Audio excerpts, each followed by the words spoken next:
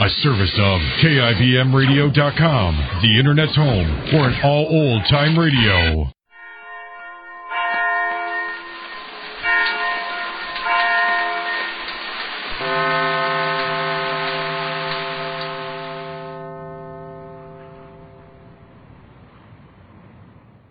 The National Broadcasting Company presents Counterspy.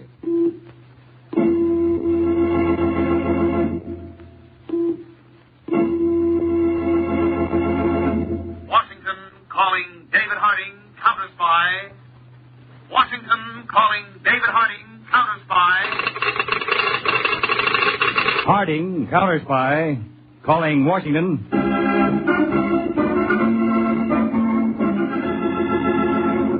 United States Counterspy. Especially appointed to investigate and combat the enemies of our country, both at home and abroad. These Counterspy reports to the American people are brought to you each week at this time. Now, the case of the infiltrating agents.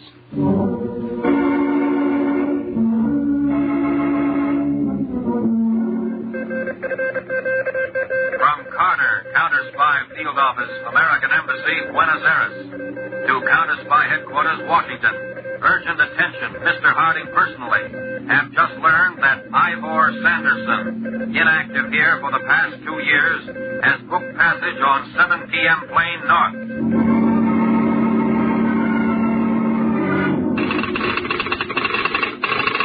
From Jones, Counterspy Field Office, Nuevo Laredo, Mexico, to Mr. Harding, Washington. Believed man answering description of Ivor Sanderson got off plane here this morning.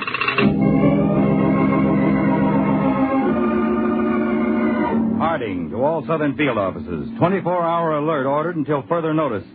Am flying to Laredo, Texas. Will make specific assignments upon arrival.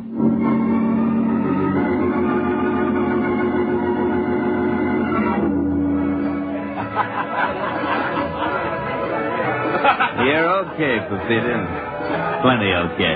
How many times I have to tell you my name is not Pepita? Who is this Pepita? Some other girl you like better, huh? No, Pepita, you're the only girl in the world. At least the only girl in Nuevo Laredo. Well, bottoms up. Harry, I think you have too much already. No, never too much. Bottoms up. Oh. Harry, you take drinks too all of a sudden. Oh, come on, Harry, sweetheart, baby, we go. Go? Where? What's the matter with this place? We go home. Oh, no, Pepita, I'm having too much fun. I like Mexico. I don't want to go back to Dallas. There's not this much fun in Dallas. You don't go back to Dallas. I mean my home. Oh. Why'd you say so? Hey, waiter. Mozo! Sí, señor. Dame la cuenta. 7 pesos. $7. Sí. Okay? Okay, here you are, bud. Keep the change. Keep it. I'm a sport. Muchas gracias, señor. It's all right. Come, Harry. You know, you're a sweet kid, Pepita. You're an awful sweet kid. The name is not Pepita. You're still a sweet kid. Come, you lean on me. I will open it the door. That's a good girl. You open it the door. Hmm? Okay, come. You know, Pepita, I'm going to miss you when I go back to Dallas. Well, you don't go back till tomorrow. I'm going to miss you anyway. Yeah, here's my car. Oh, we don't have to drive to my house. We don't? No, I live right next door to the saloon. Hey, that's nice. That's convenient, too, huh? Right here. We go in. Yeah, that's good. Come in, Harry. Ah, it's dark. It's dark in here, Pepita. I will turn on the light. Ah, it's better. Much better. Hey, look, a nice little old comfortable chair. Hey, isn't that a wonderful sight? Nice little old easy chair. Harry? Good night, Pepita. Harry. Harry, wake up. Harry. Okay, sleep. Go. Yeah, all right. Is it all right? Yes, all right. Now, Honor doesn't have much money with him. He should. Never mind how much money he's got. Leave it. Ha! Leave the money alone. All right, but it's a shame. Here. Here are the keys to his car. Good. The car is big Oldsmobile, right outside. License Texas JW360. Stay here. I'll be back in a little while.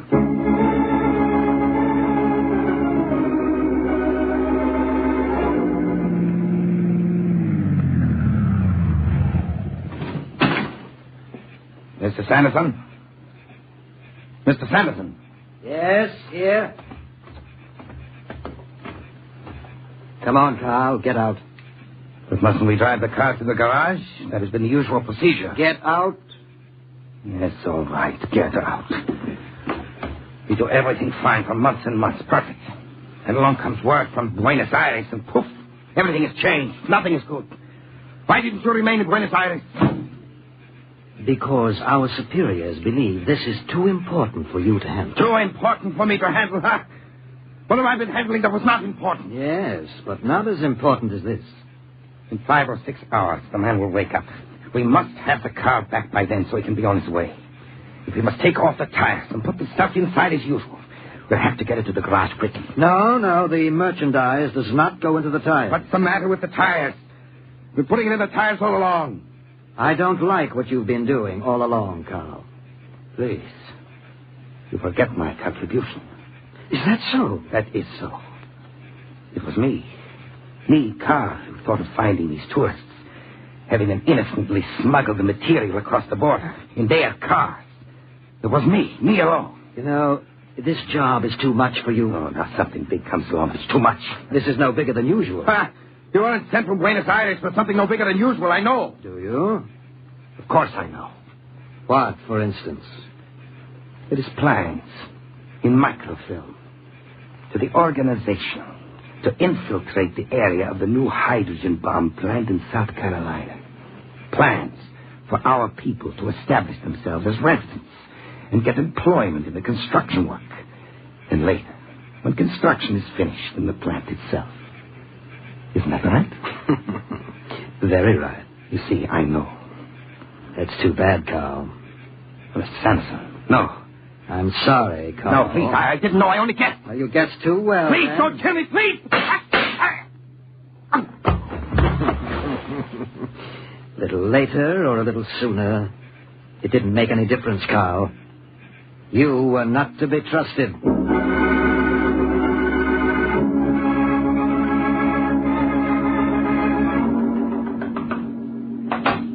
Yes? Here are the keys. The car is ready. Put the keys back in his pocket. Who are you? What is Carl? Carl has been transferred. Transferred? Yes, transferred to another area. Put the keys in the man's pocket. Everything is ready.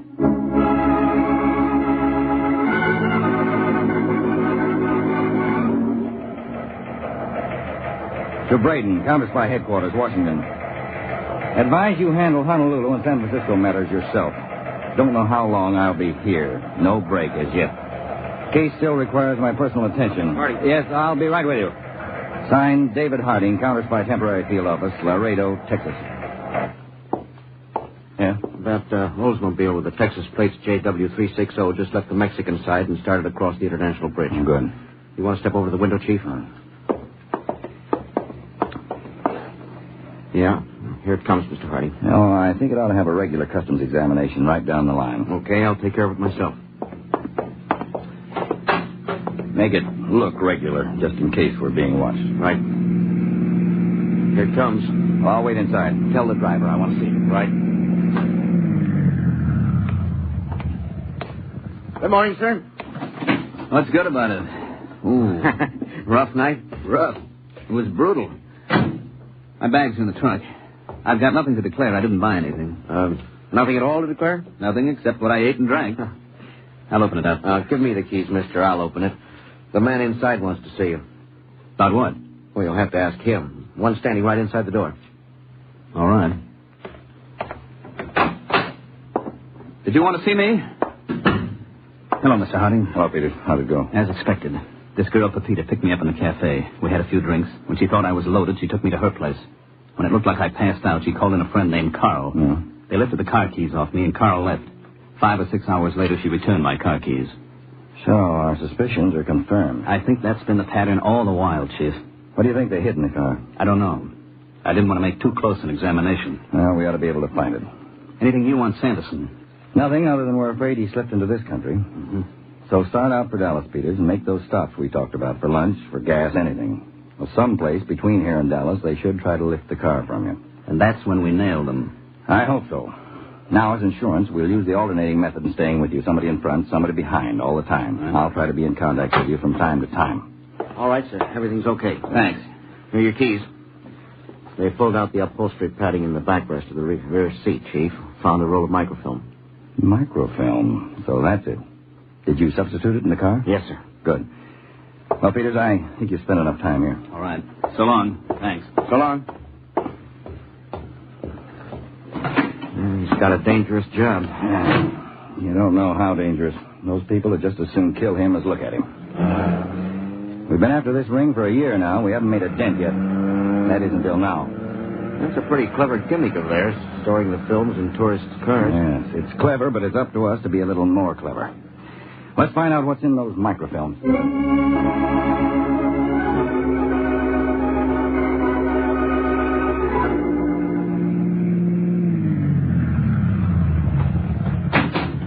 Yes, sir. Fill her up? Yep. How's the oil and water? They're okay. Just fill her up. Any sign of them, Peters? I didn't see a thing, Chief. I just heard from both your follower and your leader. They didn't see any sign of them either. We developed that microfilm we found in the car. Big stuff? Bigger than we figured. That 400-square-mile tract of land up around Aiken, South Carolina. Hey, that's where the government just announced it's going to build a hydrogen bomb plant. Exactly. Microfilm has orders to agents at a dozen or more states to get rooted around that project, even before it started. When the call goes out for workers, those agents will be right among them. So I don't think they'll let your car get too far out of their sight, Peter. He must be around someplace. Maybe they have the setup spotted. No, I don't think so. Do you think they're waiting till I get closer to Dallas? Hey, you're getting a customer. Yeah. Just a minute, ma'am. Be with you in a minute. All right. Well, there you are. Filled up. Okay. Sure the oil and water okay? Yeah, they're okay. Please. I'm in an awful hurry. Well, but this gentleman If here... the lady's in such a hurry, go right ahead. I've got plenty of time. Okay. Fill her up, ma'am? No, I don't need any gasoline. There's something wrong with my car, and I've just got to get to San Antonio. Well, we'll take a look. Yeah, it's hot, all right. It's boiling. What is it, the fan belt? No, fan belt seems to be okay. I was just driving along, and it started to steam all of a sudden. No, let's check the water. Oh, that's it. No water? Can't see any. Oh, you got a leak, all right, a bad one there. See how it's dripping down on the pan there? Oh, will that take long? Well, long enough. You got to find the leak, then I got to fix it. Oh, dear, I've got to be in San Antonio by 1 o'clock. Well, with this car you won't. I got 2 other jobs sitting in the garage back there. Be at least 1:30 before I can get to it. Is there a bus or something? Well, not one that'll get you to San Antonio by 1 o'clock. Oh. Sir, could you take me? Are you going to San Antonio? Me? Yes, I've just got to be there. I've got an appointment, and I can't miss it. Why don't you give the lady a lift, mister? You got an empty car. Oh, sure. Sure, it'd be a pleasure, miss. Oh, thank you very much. You don't know what a favor this is. I've really got to be there. I'll come back tomorrow for the car. Is that all right? Oh, I'll be ready anytime tomorrow. That'll be 2:06, mister. Yeah, sure. Here you are. Thanks. There's no leak in that radiator. The water was drained out. Peters, this may be it.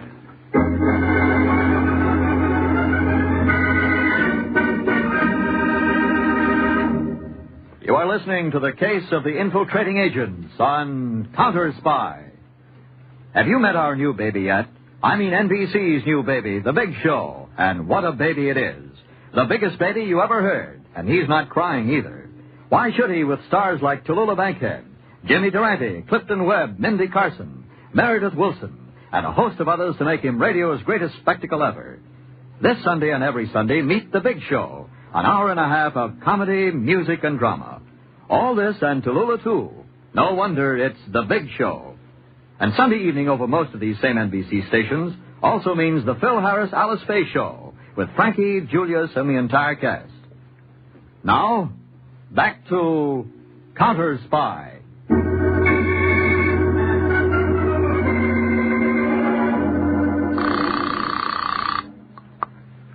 San Antonio Counterspy Field Office. Now, this is Harding. Peter stopped at point 14, filling station. Car drove up with a steaming radiator, and a girl, 5'4", 120 pounds, 25 years old, got out and hitched a ride to San Antonio with Peters in his car. That looks like it. It does. Check on the license of the car she left here. The 1949 Plymouth two-door, painted maroon, Texas license 3T152. Okay, Mr. Harding. Now get that information out to all cars. Because if she's one of the ring, she might try to pull a gun on Peters between here and San Antonio. Take over his car. Right. I'm turning the filling station back to the owner right away and joining the parade. But keep shooting out bulletins over the air. We're getting close.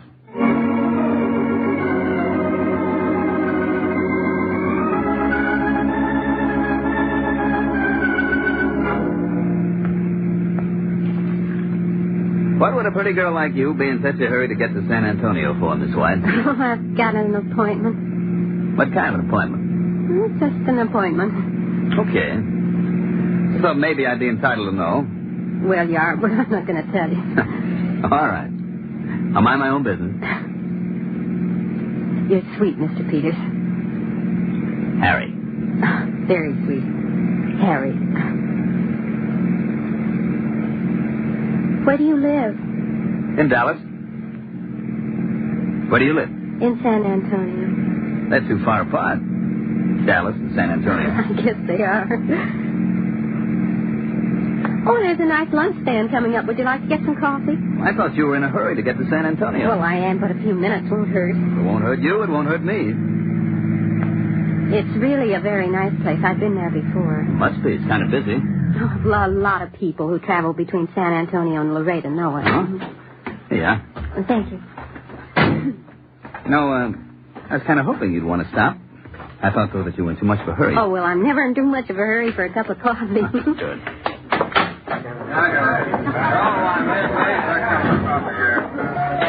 Let's sit at the counter. It's quicker, shall we? Okay. You're the boss. It's all right? Oh, this is fine. Yeah, folks. What's the pleasure? I'll have a cup of coffee and... Oh, do you have a menu? Menu's on the wall, lady. Oh. A sweet roll. A cup of coffee and a sweet roll. All right. Mister? I'll have the same. Got you. Pastry fair. What do you do, Mr. Peters? The name is just plain Harry, and I do fine. I mean, what do you do for a living? Oh. I'm in the dairy business. Oh, that's nice. Here you are, folks. Your coffee? And a couple of sweet rolls. Thank you. Would you like some sweet? Hey, buddy. What's the matter? You drive up here in a black Oldsmobile? Yes, why? Well, somebody's driving off in it, and it ain't you.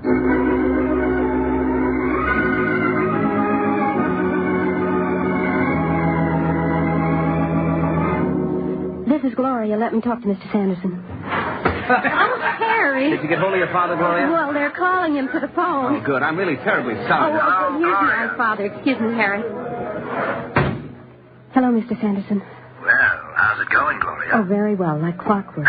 Did Jimmy get the car? Yes, he drove it off about 5 minutes ago. You don't think the man has any knowledge? Oh, he doesn't know a thing. Can you lose him? He's already lost. A very convenient truck driver offered me a ride into San Antonio. Good. Very good. I'll see you in about an hour. Goodbye. Well, there's that. Your father isn't worried, I hope. Oh, no, he's not worried. You know, I don't like the idea of you riding to San Antonio in a truck. Well, I've got to get there some way, and the man was kind enough to... Why don't you come along with us, Harry? Oh, I'd love to, but the state police said wait here until the highway patrol comes, so I guess I'd better wait for a report on the car. Oh, yes. I forgot all about that. Hey, lady. If you want to ride with me, you'd better come on. I operate on a strict schedule. Yeah, I'll be right with you. Goodbye, Harry. Oh, wait a minute. Look, where can I find you in San Antonio? Oh, you don't want to find me, Harry. Oh, yes, I do. No, you don't. There's something I didn't tell you. It wasn't my father on the phone. It was my husband. Oh. Goodbye, Harry.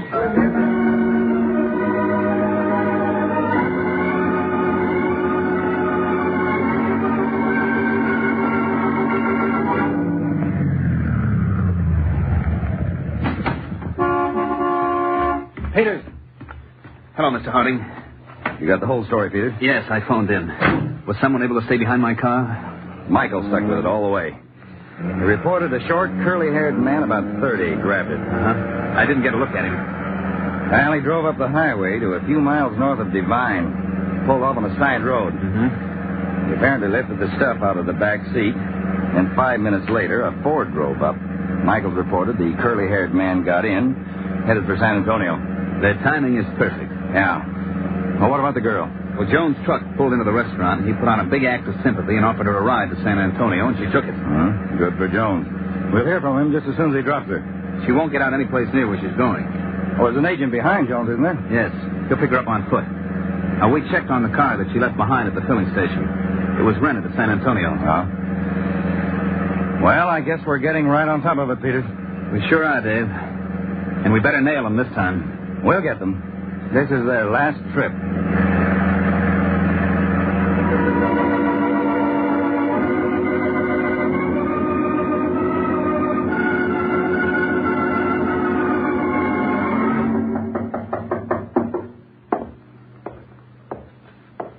Yes? Who is it? It's me, Gloria. Well, hello, Gloria. Mr. Sanderson. Come in. Well, how'd you like that for turning a trick? It came off very well. The poor man never knew what hit him. He'll find his car in a few hours. He'll go on back to Dallas and write the whole thing off as a streak of bad luck. Where did the truck driver leave you? Well, I told him I wanted to get out near the Gunther. He pulled that big 10-ton truck right up in front of the hotel and dropped it. Now, you're positive no one was behind you? Oh, no one. I walked 3 blocks, hopped the cab, and here I am. Good work. Did Jimmy bring the package and all that? Oh, yes. Here it is. Oh, that's wonderful. We'll get the films moving east by tonight. And by Monday, they'll be spread to every agent of ours in the country. We're a step ahead of these people every foot of the way. Nothing will stop us, Gloria, nothing. I never doubted anything would. All right, now, let's get ready to move out. I want to be on our way east in an hour.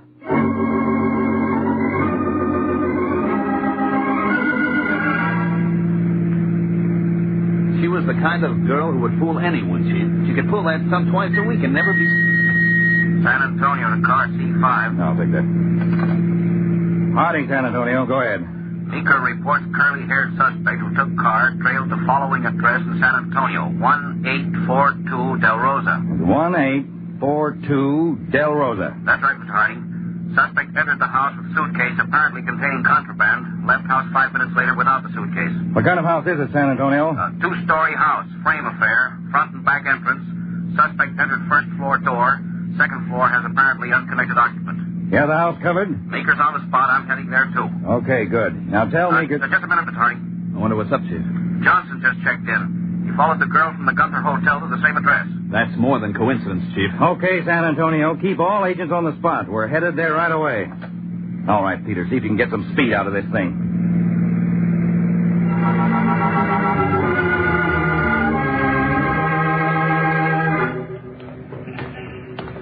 There's Jones, Mr. Harding. Jones.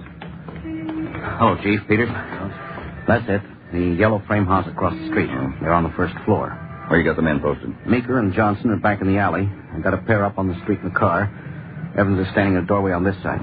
Any idea who the occupant is? Yeah, we checked around. Couldn't get much of a line on him. He moved in about a week ago. Neighbors say he's a big man. We haven't seen him much. Is he in there, Jones? Yeah. He opened up the door for both the curly-haired suspect and the girl. All right. Let's go. You go up to the door with me, Peter. You follow us up, Jones. Okay. Give the boys a high sign. We're going to move in. Okay. They got it, and they're ready. All right, Jones. Come up behind us. Yeah, I'll do that. Okay. Now, you knock, Peters. I'll cover you. Right. I'll be glad to wind this one up. So will I. Knock again. Yes, who is it?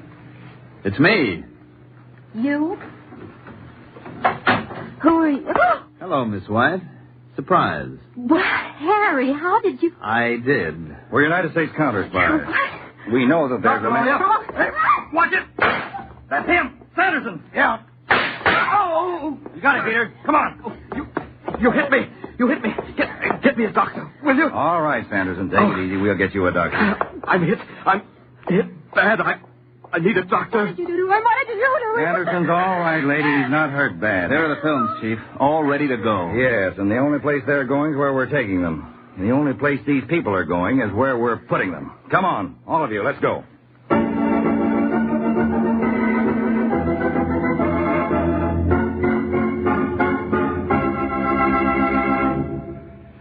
This is David Harding. Here's a statement by the Honorable J. Edgar Hoover, Director, Federal Bureau of Investigation.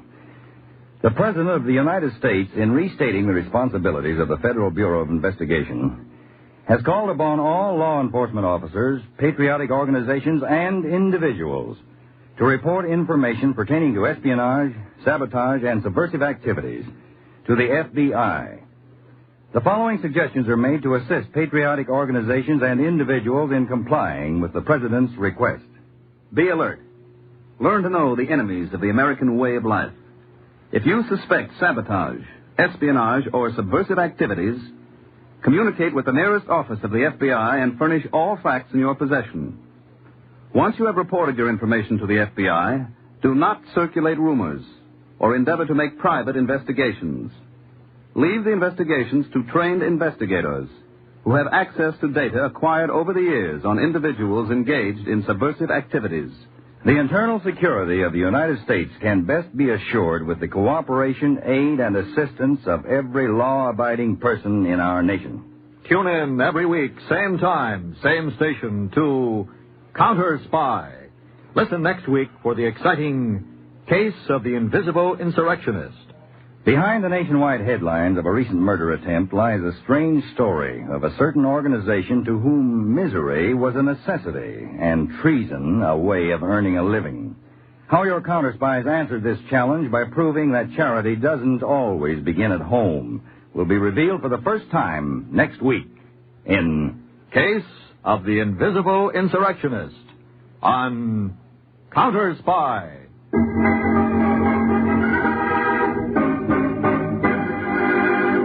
Tonight's Counterspy program originated in New York, was directed by Marks B. Loeb, and featured Don McLaughlin and Mandel Kramer. Lionel Rico speaking. Counterspy is a Phillips H. Lord production.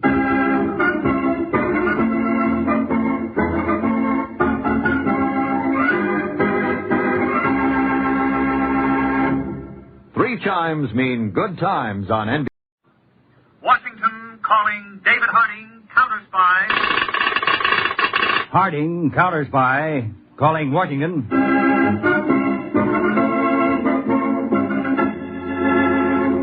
United States Counterspies, especially appointed to investigate and combat the enemies of our country, both at home and abroad. These Counterspy reports to the American people are brought to you each week at this time. Now, the Case of the Invisible Insurrectionist.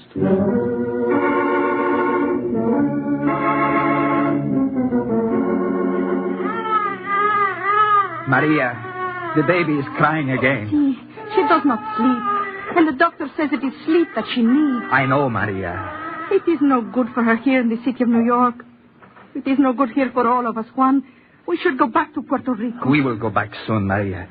Now, please try to make her stop. Please, my Maria. See, I will try.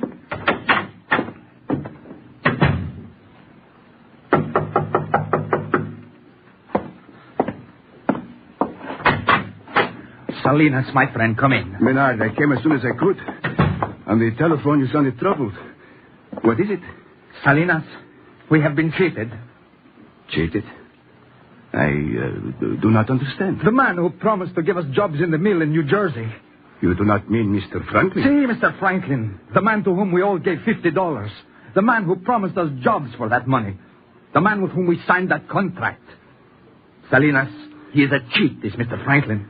Menard, how do you know this? I have been there today in New Jersey. You went to the mill? Mill? There is no mill, my friend. It is all untrue. No mill? No job? My $50 gone? Yours and mine and all our friends who have come here from Puerto Rico for work.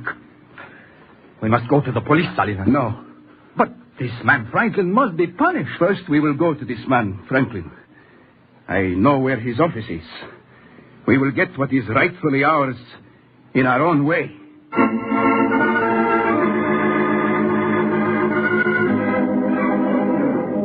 That's quite an interesting story Menard has just told us, huh, Louis? Sure is, Mr. Franklin. You have cheated us all. Me, Salinas, and the others who have come here from Puerto Rico. I want my money back, Mr. Franklin. So you want your money back, Menard. And you, Salinas? You don't feel the same way about it, huh, Salinas? See, he does. Tell him, Salinas. No harm will come to Menard. You promised, Mr. Franklin. Salinas. You were smart to bring him here, Salinas. I do not understand. You promise you will not harm Menard. Mr. Franklin always keeps his word. That's correct, Louis. I'll just see that Menard gets back to Puerto Rico. With what he knows now, it'd be unwise to allow him to remain here. Salinas, you are this man's accomplice. You have helped him steal from me and your other friends. It had to be done, Menard. To take money from people who have so little. No, it was not for the money. I am not a thief. It was for the good of our nation, Puerto Rico. Our nation, Puerto Rico? See, for its liberation. We must throw off the yoke of United States tyranny. Then you are with the nationalists. They have made you betray your friends. Oh, no, the cause. You do not understand, Menard. I understand. You have been deceived by the real enemies of freedom. It is they who would impose tyranny upon us. Salinas, listen before it is too late. Salinas understands that all sacrifices must be made for the good of the cause. Is that not correct, Salinas? Yes. That'll be all, Salinas. You may leave.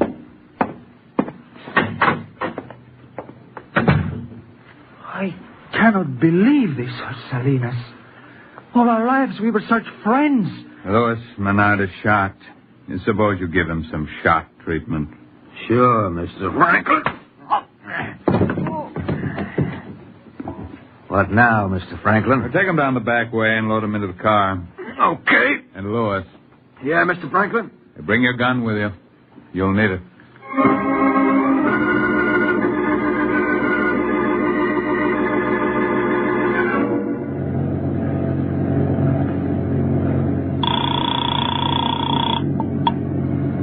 Counterspy headquarters, Mr. Harding's office. Braden, this is Harry Peters, phoning from Counterspy Patrol Boat 41. I just received word that Mr. Harding's been trying to contact me. Yes, Mr. Harding left hurriedly for a conference at the State Department with Mr. Jordan of the Puerto Rican Affairs Division. He instructed that you meet him in his car outside the State Department building at 11. The conference will be over by then. Mr. Harding said it was an urgent matter. Got it, Braden. I'll be there.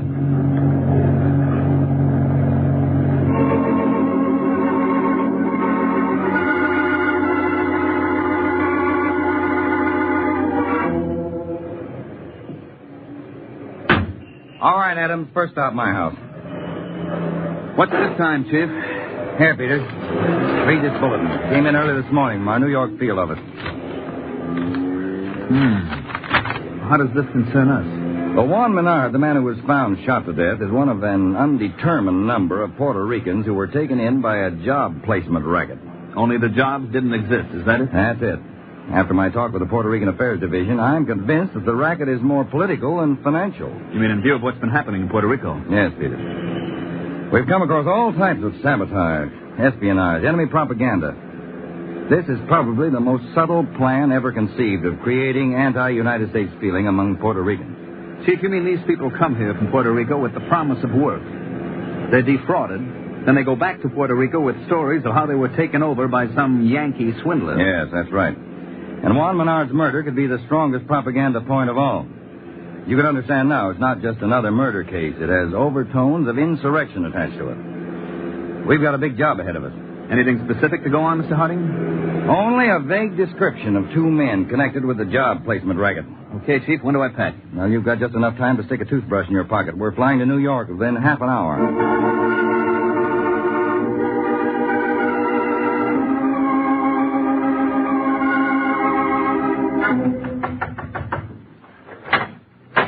Yes? Can I do something for you? We're looking for Mrs. Juan Menard. I'm David Harding of the Counterspy. This is Agent Harry Peters. Oh, I'm Mrs. Gladys Milford. Won't you gentlemen come in? Sure. Mrs. Menard is out to have a drug prescription filled. It's for the youngest of the children, the baby. I take it you're here concerning her husband. Yes, that's right. Are you a friend? I suppose so, in a sense. I'm with the Welfare League. We give family counseling and aid in such neighborhoods as this. Mm-hmm. You've known the Menards for long, Mrs. Milford? Since they arrived here several months ago, I've arranged for the 2 older children to go to day nursery. At the moment, I'm looking after the infant in the next room. I see. Well, is there anything you could tell us about Juan Menard? I knew little about Mr. Menard. We met only once. This has been a terrible blow to his wife. Yes. We're doing everything for her we possibly can. Did the baby cry, Mrs. Oh? Maria, these men are from the Counterspies. Counterspies? They want to ask you questions about your husband. About my Juan?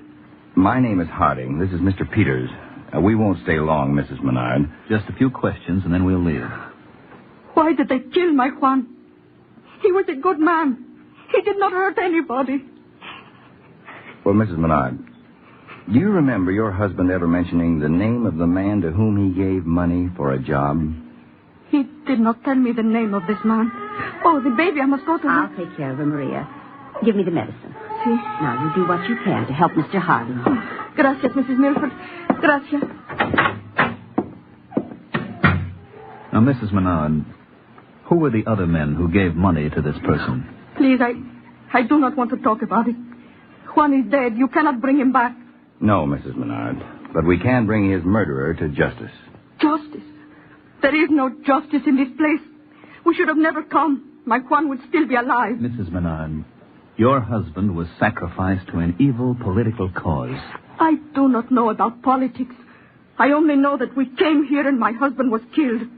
I only know that it is bad here, that the people here are bad, that we cannot... Mrs. Menard, listen to me.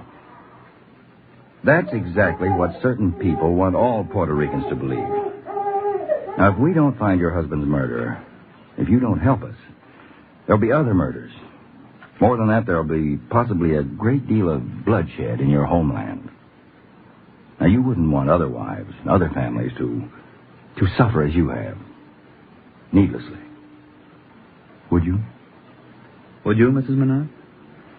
No. No, I would not want that. Then who were the other men who gave money for jobs? Well, when Pedro Salinas told them about it, they all gave. Pedro Salinas? See, Salinas and Juan have been friends for many years. Where can we get in touch with Salinas? I do not know where he lives. He was here with Juan the night... He left the house with Juan that night, Miss Menard? See. And you don't know where we can find Salinas? Oh, the girl he has, Lola, maybe she knows. You have her address? Oh, no, but she works at a restaurant on 110th Street. It's called the El Toro. I see. You will find the one who killed my Juan. We're going to try, Mrs. Menard. And we'll start looking with Pedro Salinas' girlfriend, Lola.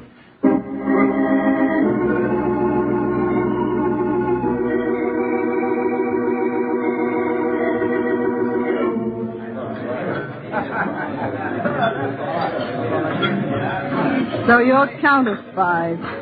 So what? So we'd like to ask you a few questions, Lola. Huh? About what? Your friend, Pedro Salinas. Where is he? I don't know where he is. Or where does he live? That is, when you do know where he is. He never told me. Never told you, hmm? Funny kind of a boyfriend? Yeah. Funny kind. When did you see him last? Last week. Where? What's the difference? Now, don't make it rough, girlie. It's better answering questions here than in a jail cell. My place. Okay. Which is where? 106th Street, 785 East. One flight up, not twice. You didn't see him after that? Uh-uh. Or hear from him? Uh-uh. No phone calls, letters, postcards, anything? Sure you haven't heard from him since Juan Menard was found in that alley, shot to death. Who's Juan Menard? As if you didn't know, You two act like I'm a book of knowledge or something. Look, you got any more questions? I make my living here. The boss will get sore if he sees me wasting any more time. No more questions, Lola. Just a word of advice. Like what? Stay here in town where we can get in touch with you. I ain't going anyplace. All right, come on, Peter. Lola's the Lulu of the liar, Mr. Harding. You're telling me. Could have taken her in for questioning. We may do better this way. Which way? When we get out to the patrol car, radio the field office to have a stakeout put on Lola's apartment. I think that may offer us the shortest distance between us and Pedro Salinas.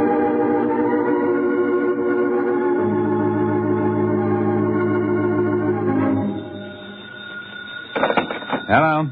Mrs. Franklin, this is Pedro Salinas. Salinas, where have you been? Why haven't you called me since the other night? I have been hiding. After what happened to Juan Menard, I was afraid. I'll explain that later. I want you to bring me the contract, the one you've been persuading your friends to sign. You still have it, don't you? Yes. All right, bring it to me. And not at the office here. I'll be at the warehouse near Mott Street. You know where. Hey, get there as soon as you can. I'll be waiting for you.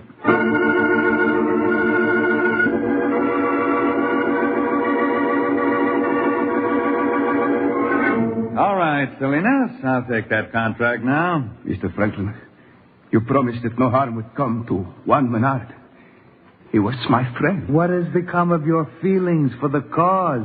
That should be far above personal consideration, Salinas. You promised me. It couldn't be helped. He made things difficult for Lewis. Isn't that correct, Lewis? That's right, Mr. Franklin. You lied to me, both of you. You wanted one dead. You're trying my patience, Salinas. You give me the paper with the signatures.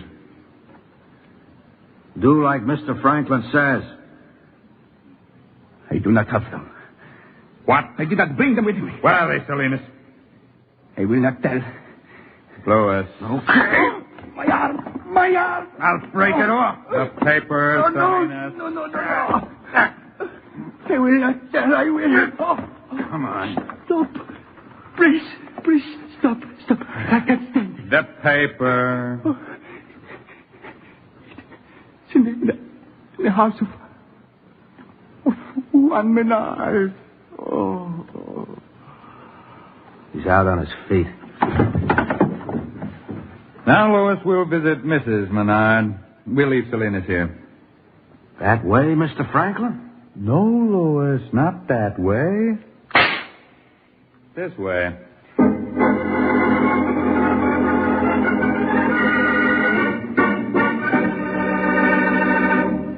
You are listening to the case of the invisible insurrectionist on Counterspy. Tonight there's another broadcast of NBC's Sunday evening extravaganza, The Big Show. Tallulah Bankhead will preside as usual, and tonight's stars are Bob Hope, Dean Martin and Jerry Lewis, Louis Armstrong, Rosalind Russell, Dorothy McGuire, Frankie Lane, and Meredith Wilson with his orchestra and chorus. And Sunday over most of these NBC stations also means another visit with the mischievous Harris family. Frankie, Julius, and all their friends on the Phil Harris Alice Faye Show. The chimes are your invitation every Sunday to the Big Show and the Phil Harris Alice Faye Show. Now, back to Counterspy.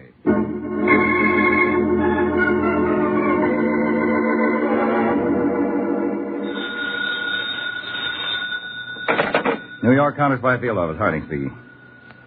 Yes, I certainly do. Go ahead. Yes, I have that. Well, thank you very much. Yes, of course, I'll let you know what happens. And goodbye. Peters, order a car to be ready for us out front immediately. What's up, Chief? That was Lola. Salinas told her to call us in case of trouble. Does she know where we can locate Salinas? Yes, Peters, if we're not too late.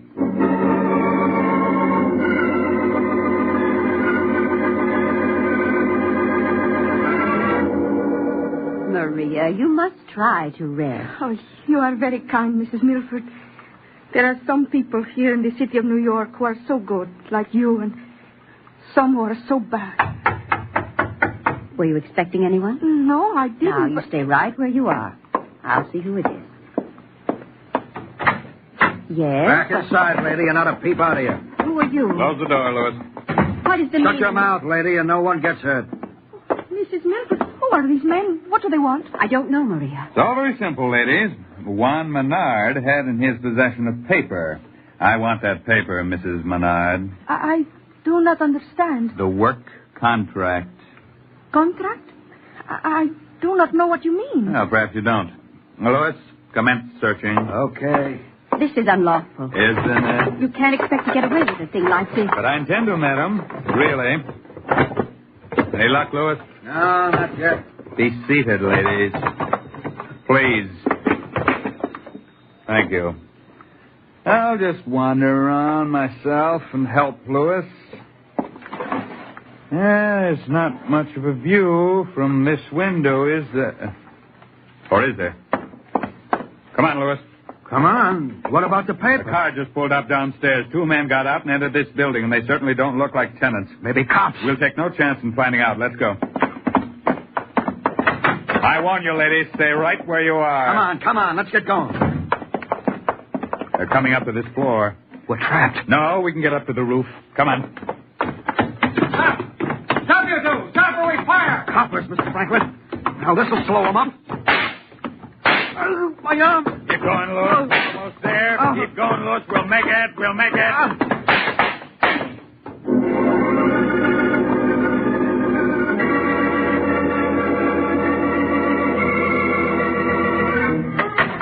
They made it, Mr. Harding. They got away over the roof. Well, their luck won't hold out, Peters. We'll get them. Plenty of bloodstains on the stairs leading to the roof. One of them's hurt. He'll have to get to a doctor sometime.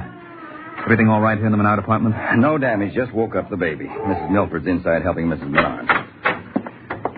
Did your men catch them, Mr. Harding? No, Mrs. Milford. This has been terribly upsetting for Maria. Yes, that poor woman's had plenty of trouble. They said they wanted a paper, a contract of some kind. Yes, we knew that from Pedro Salinas. You found Salinas? Just a few moments before he died in a warehouse. He was shot by a man named Franklin. There was also another man called Lewis. Salinas told us to get here fast. Well, did those two find the paper? I don't think so. Good. All right, Peters, you get started on that other matter while I take up where those two left off.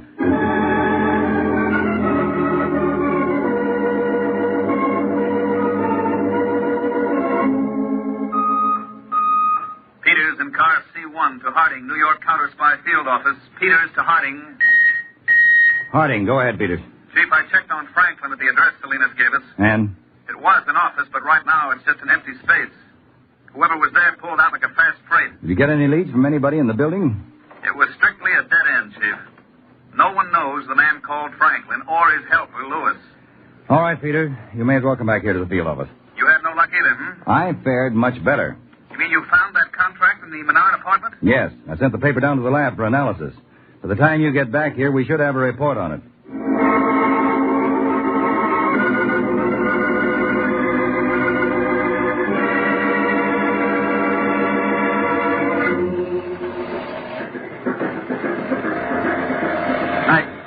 I gotta get out of here, Mr. Franklin. Easy, Lewis. We'd be picked up in a minute if we left here. I gotta get to a doctor. My whole arm now is burning like it was on fire. You mustn't complain. We were lucky to find this empty barge to hide in. I can't stand it. Honest. You'll survive, I'm sure. Yeah. You can talk. You ain't got a slug in you. I don't want to die. If I stay here, I'll die. Believe me, I sympathize with you, but you have the counterspies to thank for your pain, not me. I'm getting to a doctor. Wait a minute. Let go. Are you crazy? You'll be caught. I'm giving up. I'll wind up in one piece that way. Get back down. Oh, my arm. You're not giving up. I'm not letting you. That gun ain't going to help you, Franklin. You fire one shot, and coppers will be swarming all over this barge. I'm not going to use it for firing, Lewis. I'm going to use the butt end for another purpose. This.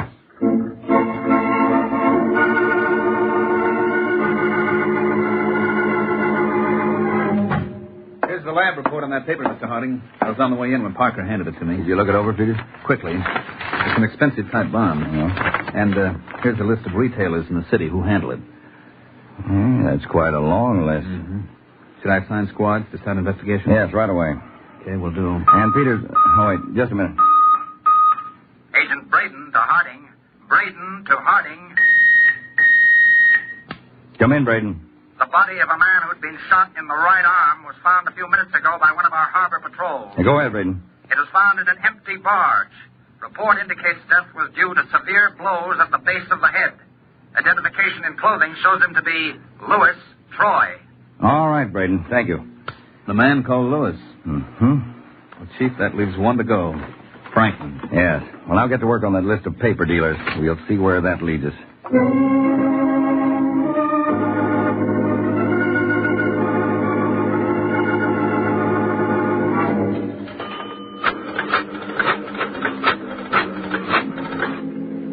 Hello. This is Franklin.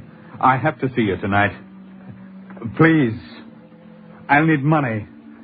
I'd better leave the country. All right, then. The swamp over in New Jersey.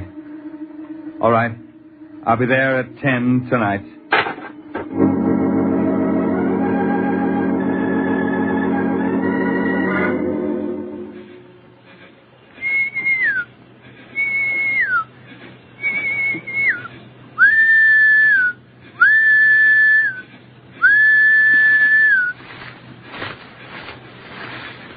So late. I thought you weren't coming.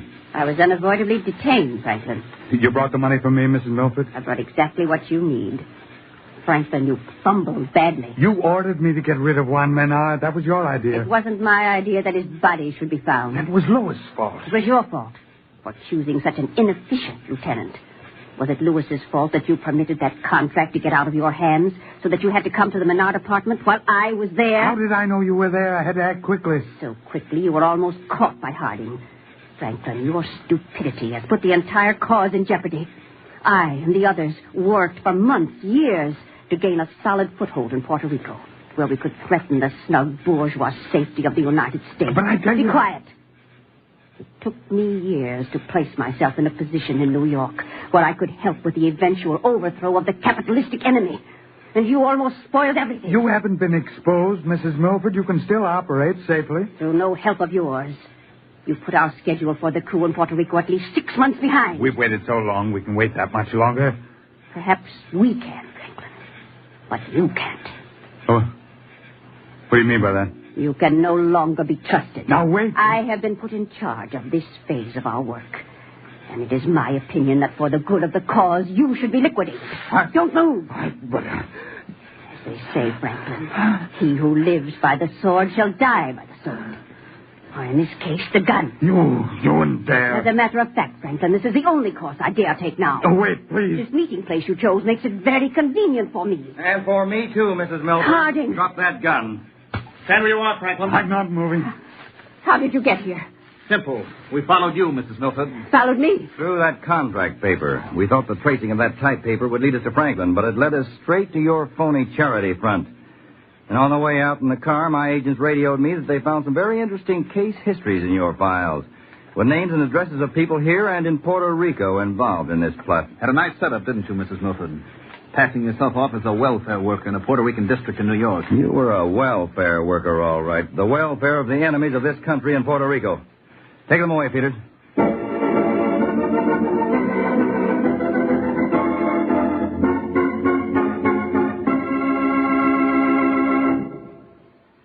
It gives me great pleasure to introduce a statement to Counterspy from the man who probably knows as much as anyone in the United States about the Puerto Rican people and their welfare problems here.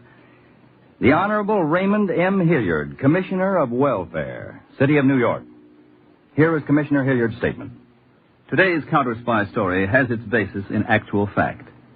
I can well believe that many Puerto Ricans living here have been the victims of cruel and crooked exploitation. And I am convinced that communist saboteurs have deliberately stirred up trouble and have tried to wreck the unity of the citizens of this city and of the nation.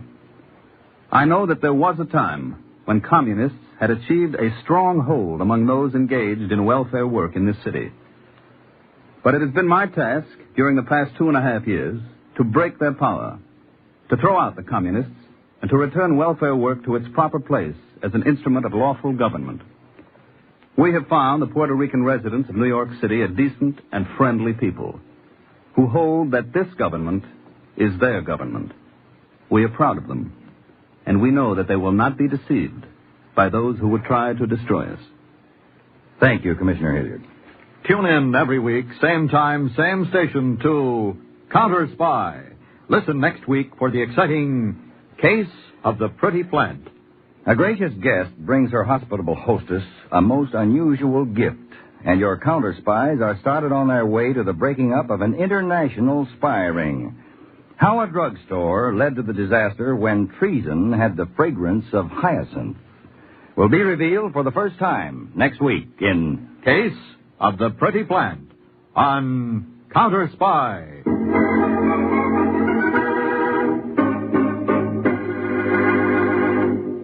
Tonight's Counterspy program, originated in New York, was directed by Mark B. Loeb, dramatized by Edward J. Adamson, and featured Don McLaughlin and Manda L. Kramer. Lionel Rico speaking. Counterspy is a Phillips H. Lord production.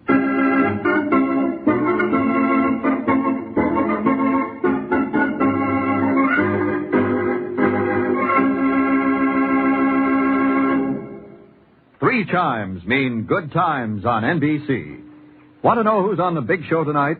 Bob Hope, Dean Martin and Jerry Lewis, Rosalind Russell, Frankie Lane, Dorothy McGuire, Louis Armstrong, Meredith Wilson, and the glamorous and predictable Tallulah. No wonder it's the big show. And Sunday evening also means another outstanding production by Theater Guild on the Air.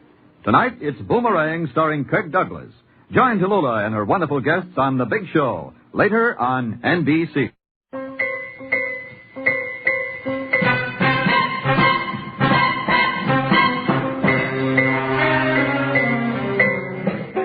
The National Broadcasting Company presents Counterspy.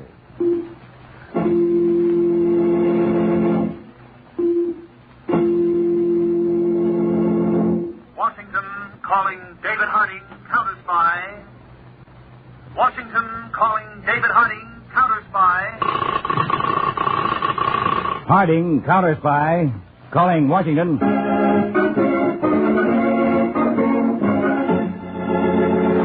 United States Counterspies, especially appointed to investigate and combat the enemies of our country, both at home and abroad. These Counterspy reports to the American people are brought to you each week at this time. At the end of today's broadcast, you will hear an in-person report from an outstanding undercover counter-espionage agent for the U.S. government, Angela Calamiris. Now, the Case of the Pretty Plant.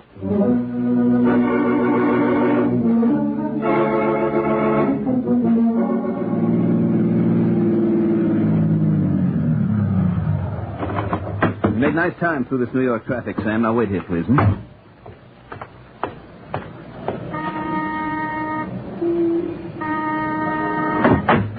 Oh, my. Good evening, madam. Are you the landlady? I own the house, but I guess you'd say I'm the landlady. Well, my name is Peters.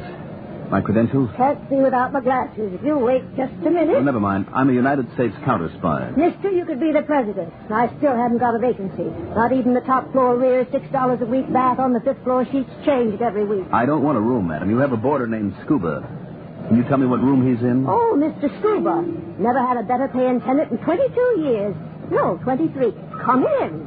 Thank you. He's got the second floor parlor front, $12 a week, bath with towel twice a week. Well, you don't have to go up, madam. If you'll just tell me Got to which... go up to the third floor anyway. Miss Tillinghaft's got a leak again. Watch the bottom step. Prophet's tour. Yeah.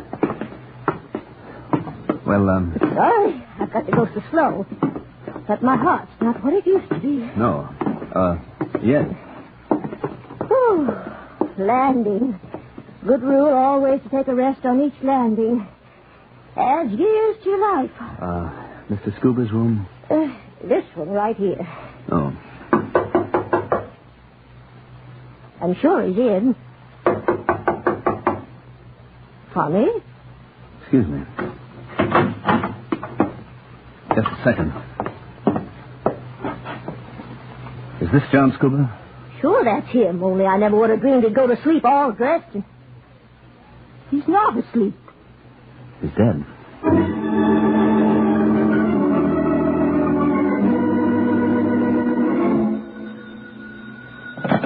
Counterspy, New York field office. Hello, Miss Morgan. This is Peters. Mr. Harding get in from Washington yet? About 5 minutes ago, Mr. Peters. Just a second. Hello, Peters. Bad news, Mr. Harding. John Scuba's been strangled and the document's not in his room. What do you make of it? See, if I was in Oklahoma City this afternoon and got your wire to come here, grab this fellow, and meet you, I don't know the case at all. Remain where you are, Peters. I'll hop right over.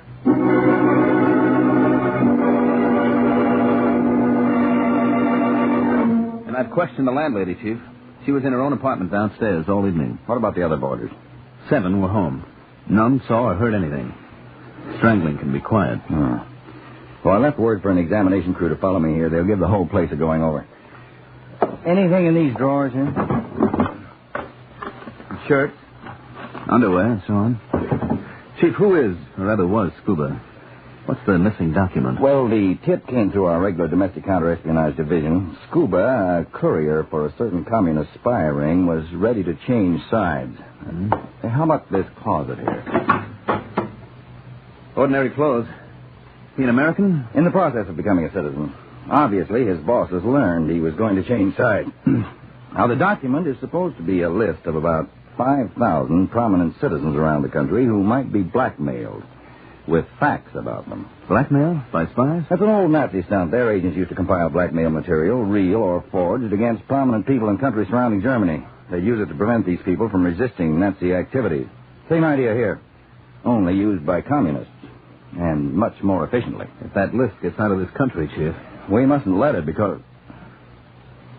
What's this? Little package? I don't know. I haven't touched it. From Weiner's Drugstore, 1217 Harper Avenue. Scuba bought some toothpaste, I suppose. Maybe, but on the other hand, this package may tell us exactly who killed Scuba.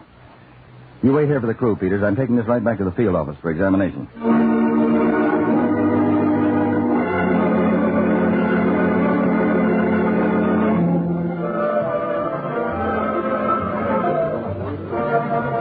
Sorry to have kept you waiting, darling. I was 15 minutes late myself, Don. Say, this isn't the table I told Jocko to reserve. Don't bother. Cozy enough. You're looking lovely as always, Irene. Cocktail? I've already had a Gibson. I'll join you in another. Then canapes? Pate. We'll make that too. Then what? J-Pons? Filet of soul for me. What's the matter? I have a surprise for you. Shall I tell you now? No, of course. It's not only a surprise. It's a gift from me to you. How would you like to take a trip to the Azores? By plane, leaving Tuesday, day after tomorrow. Stay there a week and fly back. Don! Oh, it's wonderful. Traveling's my favorite thing. I was sure you'd like it. I've already booked the flight for you. My Aunt Stella will put you up. You met her in New York last winter, you remember? Oh, perfectly. Well, she has a large villa in the Azores, hasn't she? On a hilltop overlooking the water. And I'll give you something to take to her. Gift for her, too. Good. She's going to have a virtual stranger for a guest. A guest can at least bring a gift. I have it in my pocket. I'll give it to you later. Jewelry? Now, don't get me in trouble with the customs anywhere, Don. No, it's a list. A list? How dumb. Well, Aunt Stella's active in various international relief organizations. This is a list of people all over the states who might contribute. I got it up for her.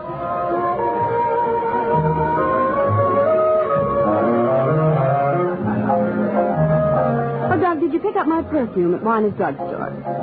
Well, Doug, what's the... Yes, I did, Irene, but I'm afraid I forgot it somewhere. Oh, Don, what a stupid thing to do. Yes, I know. Well, we can go by later and pick it up. Remember where... No.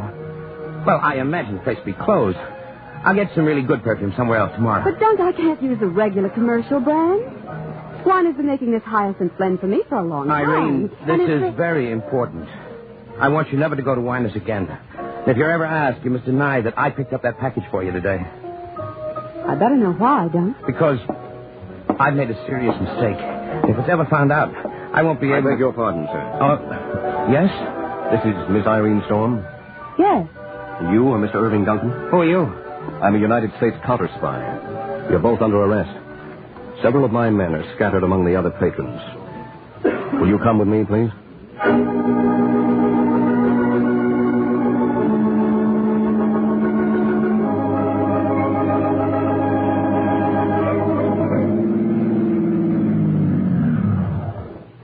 We have arrived. Will you both get out? Dunk, what is it? You better go. Straight ahead to the house. House way off by itself. A funny place for counter-spies to operate. We pick our bases of operation to suit the case, Miss Storm. Just a moment. Come in.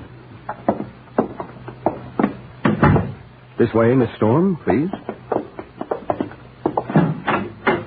Wait in there, please. Don't try to leave. The house is thoroughly guarded. Thank you. Now, if you'll step into the living room with me, Mr. Duncan.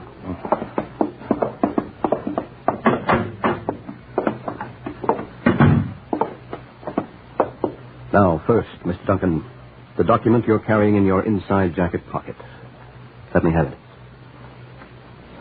Very well. Thank you. The murder of Scuba was well done, Mr. Duncan. I never heard of anybody named Scuba. You would never have been detected except that I was in the next room, the vacant one. I left a moment after you did. I deny everything. I demand my constitutional rights. I insist upon being allowed to phone my attorney. That's very good, Mr. Duncan. What? Look at this ring on my finger. Notice the pattern of tiny scratches? You understand. Valviki. You. I didn't know you were even in this country. This list is important. I had to be sure my orders to liquidate Scuba were carried out correctly. I am satisfied. As far as you are concerned, did everything go well? Yes, perfectly. As to the list, Irene Storm is ready to leave the day after tomorrow. I wonder if you confuse beauty with reliability. Beauty was... I didn't pose as a counterspy this evening to amuse myself, Duncan. I'm afraid your Irene Storm is a real counter-spy agent.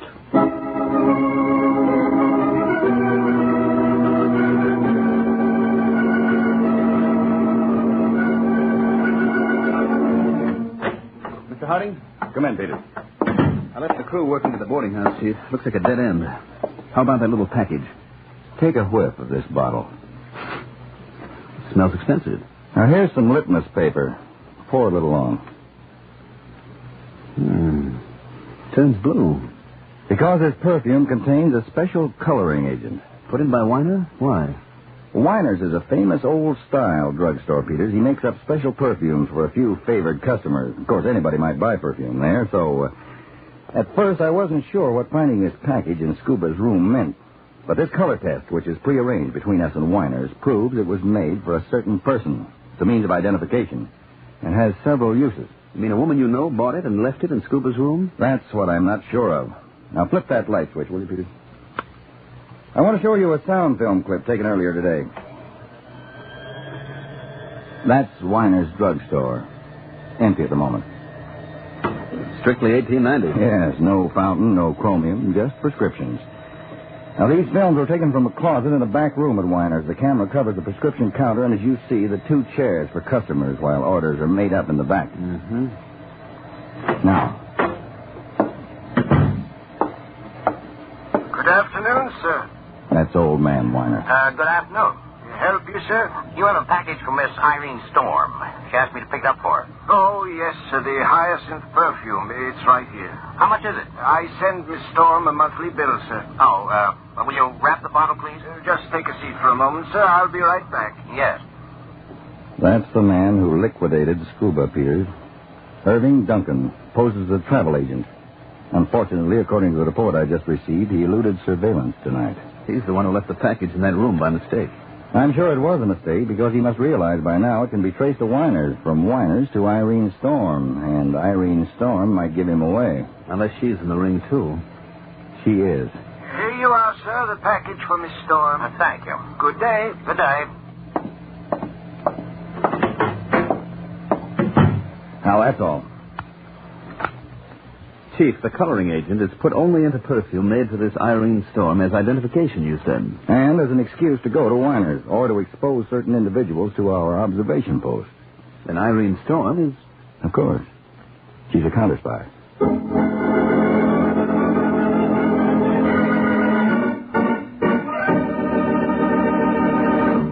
You are listening to the case of the Pretty Plant on Counterspy. And later you will meet in person one of our government's most daring counter-espionage agents, Angela Calamiris.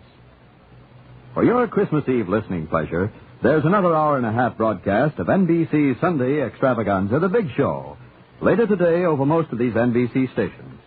The glamorous, unpredictable Tallulah Bankhead will preside as usual, and her stars include Jimmy Durante, Ed Wynn, Charles Boyer, Margaret O'Brien, Meredith Wilson, and many, many more.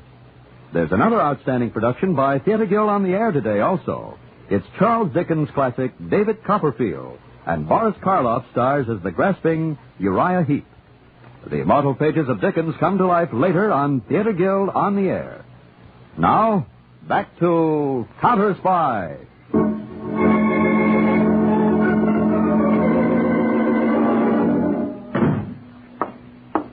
Now, Miss Storm, I hope you weren't bored waiting. Bored? Hardly. Angry? Quite. I demand to know why I'm being held. Duncan can't hear us, Miss Storm. Have you seen Mr. Harding lately? Or Peters? Who? Our chiefs in the Counterspies. I don't know them, and I don't know you. I'm a nightclub singer. Except I'm not working now. I'm a friend of Irving Duncan's. We see a lot of each other, but that's all. Miss Storm, Mr. Harding told me to say that you can speak frankly about your observations of the Duncan group. The what? Irving Duncan heads a group of ruthless spies in this country. Enemies of this country. You know that, since it's your job as a counterspy to report on them. Mr. Harding's very pleased with your report. You've got me mixed up with somebody else. I'm Irene Storm, nightclub singer, period. Duncan has just admitted that he's sending you to the Azores by plane on Tuesday, carrying an important paper. Oh. Well, that's true.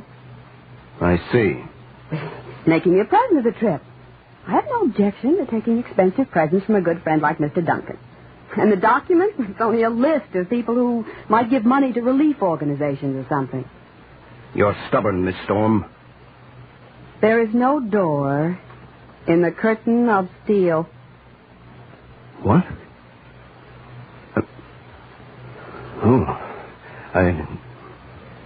Excuse me a moment. Duncan, come in. Yes. I like your friend, Irene Storm, Duncan. I don't think she believed for a moment that I'm a counterspy. I did it first, until I said... Careful, Miss Storm. Don't worry. You couldn't control your facial expression, Mr... Valviki. You recognized it as the code statement of Echelon 2. A higher echelon than you and Duncan. Are we through with all this now? Of course. I'm anxious to see you take off on Tuesday with that list. Here it is. Thanks. I have some shopping to do tomorrow, including perfume. Irene, I promised to get some for you. Leave that to me, Dunk. Unless Mr. Valviki would like to help me with my shopping. Delighted, Miss Storm. Now, how about a drink or two to celebrate tomorrow?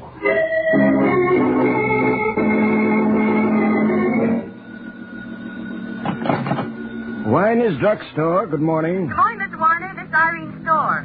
I find I need 2 more bottles of hyacinth perfume. Could you have them ready for me by 4 this afternoon? Let's see. I'm taking the morning plane to the Azores. Well, in that case, Miss Storm, 4 o'clock this afternoon.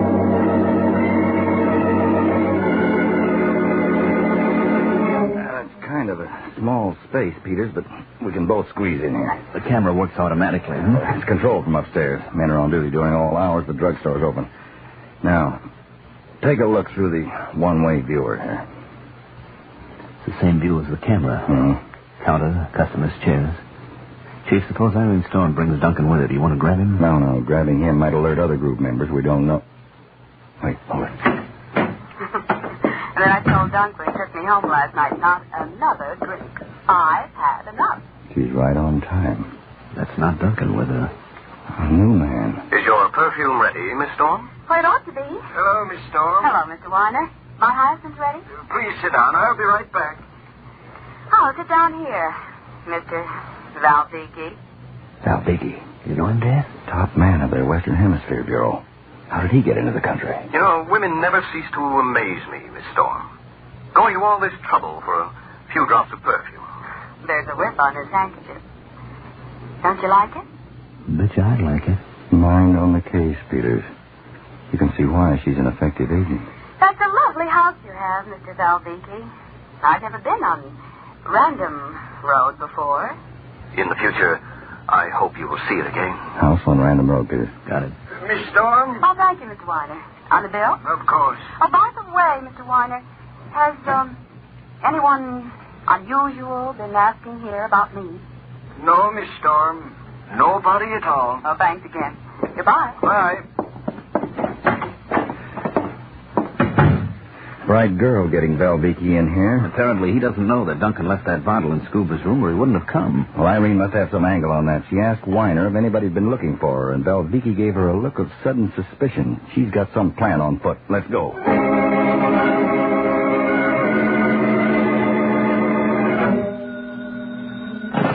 Hello? Hello, darling. Oh, yes, Don. I just had a call from our friend. He wants us both to come out to his house again this evening. He's very anxious. Good. I'm very anxious to see him again, Don. Oh, pick me up here about 8 or so?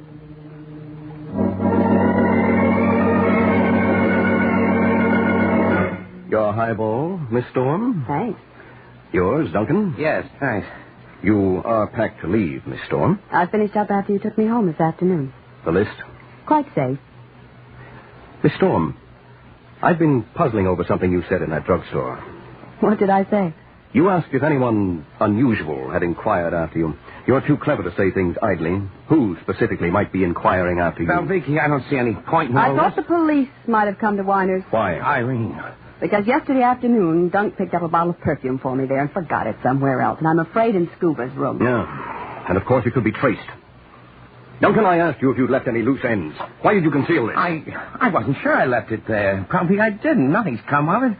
Irene, I asked you to protect me. A loose end like that is dangerous and has to be tested, and I wanted Valviki to know. You could have simply told me, Miss Storm. It was a risk to go back to Weiner's. For you and for me. The list is the main thing. I didn't risk that. Yes, quite right. Even so, Oh. Valviki, you fired those shots. From my pocket. Duncan was too careless. He had to be disposed of. Now we have no loose ends. I'll hide him in the cellar. You take off tomorrow. I go tonight. Valviki? I expect no one. Neighbors? Police? Maybe we were traced from Weiner's after all. You have the list at home. Go get it. Keep it safe whatever you do. Leave by the back door. I'll cover you. You'll be taken, Valviki. Maybe killed. I'm always ready for that. No. There's still one more thing for you to do. I order you to come with me. Very well. Maybe we can both make it the back way. Come on.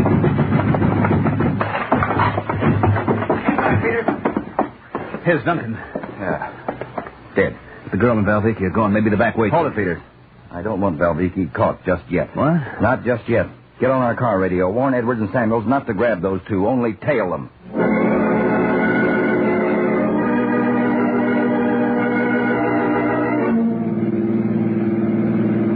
Don't take me right to my apartment, Valviki. Better let me out here. But I'm sure we were traced through Weiner's drugstore. Counterspies may be at your apartment now. Give me a little credit, Valviki. I've removed everything dangerous from there. I'll be able to take off safely tomorrow morning. I hope you're right. There's one thing you've got to do at once. Communicate with headquarters overseas that I'm on my way to the Azores. Confirm my arrival. Yes, all right. I have a transmitter in a warehouse. Goodbye, Valviki. I'll probably never see you again. Goodbye. And good luck.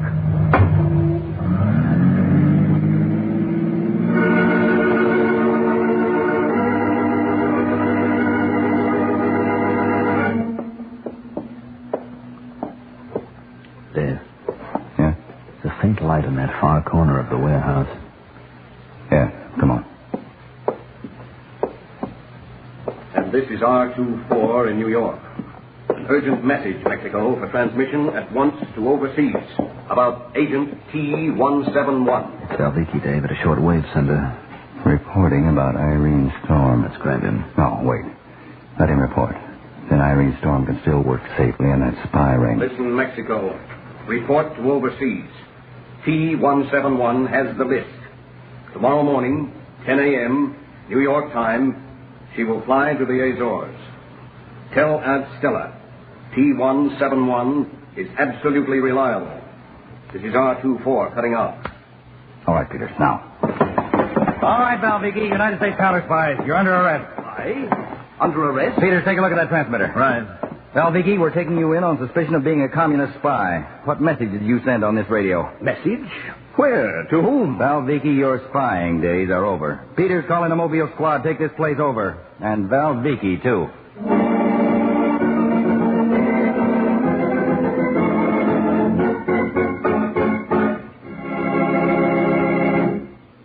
This is David Harding. In the case we've just presented, your counterspies were, of course, trained, experienced agents. But sometimes your government, in its fight against those who want to destroy it, calls upon average citizens. One such citizen is here now, at your counterspy microphone. She is Angela Calomaris, who, after a long period of posing as a communist, recently revealed her experiences in her best-selling book published by the J.B. Lippincott Company, titled Red Masquerade. Now, here in person, is Angela Calomaris. 8 years ago, I was a photographer in New York with no idea except to get ahead in my profession. For the next 7 years, I posed as a communist. I pretended to believe fanatically in the brutal, dishonest, anti-democratic cause of communism. And all that time, I reported communist activities regularly to the FBI. Why was I chosen for this unpleasant work? I was single, I came from an average family, and believed absolutely in our American democratic way of life. But I seemed to be typical communist material. It was important to know how communists worked, how they piped their vicious ideas into the ordinary stream of American life. So, at the request of the FBI, I became a member of the Communist Party. Discipline is iron. There is a pretense of democratic procedure, but actually everything happens in slavish obedience to whatever the Soviet Union wants. Under orders as a communist, I helped prolong strikes. I participated in demonstrations in Washington. I helped defeat the first anti-subversive action by Congress, the Munt-Nixon bill. In 1947, I participated in a national survey which resulted in a detailed blueprint for sabotage. In 1948, I helped reorganize the Communist Party in line with this blueprint. I helped promote communist and pro-communist candidates in elections. I raised funds, and with every other party member and fellow traveler, I gave at least 2 weeks' pay to 2 or 3 fund drives a year. And I personally met thousands of communists. I joined at least a dozen front organizations and 1 communist-dominated union. And all that time, I reported to the FBI. I reported in person, in meetings carefully arranged and camouflaged, by phone, always followed by written reports. The danger of exposure was always with me, but I was never exposed until I went into court last year to testify for the government as a surprise witness in the trial of the 11 Communist Party leaders. What did my work accomplish? On still one more front, I was able to show how communists, wrapping themselves in the American flag, work only for a system that wants to destroy everything our country stands for. The Communist Party is still a dangerous underground network. Communists are in every walk of life. Our country has never faced such a vicious threat. It is up to you, individual citizens, to combat communism wherever you find it. Communists mean business. I hope you do, too. Thank you, Miss Calomaris. And good luck with your book, Red Masquerade. Through the efforts of patriotic citizens like yourself and trained government agents, the activities of subversive groups will be constantly under surveillance, so that free men will continue to remain free. Tune in every week, same time, same station, to Counterspy. Listen next week for the exciting case of the Kleptomaniac clues. When certain papers, invaluable to the nation's mobilization plans, were reported missing, your counterspies subtracted a teakwood figure from a whatnot shop and found it added up to murder. To learn how this crime, multiplied by intrigue and divided by espionage, resulted in one of the strangest cases in counterspy history, listen next week to Case of the Kleptomaniac Clues on Counterspy.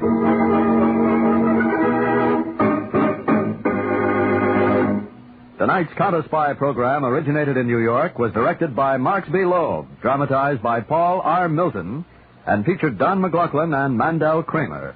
Lionel Rico speaking. Counterspy is a Phillips H. Lord production.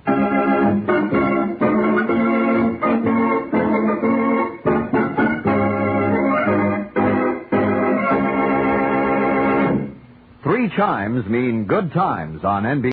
By transcription, the National Broadcasting Company presents Counterspy.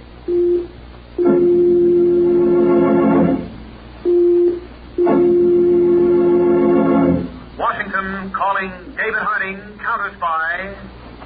Washington calling David Harding, Counterspy. Harding, Counterspy, calling Washington.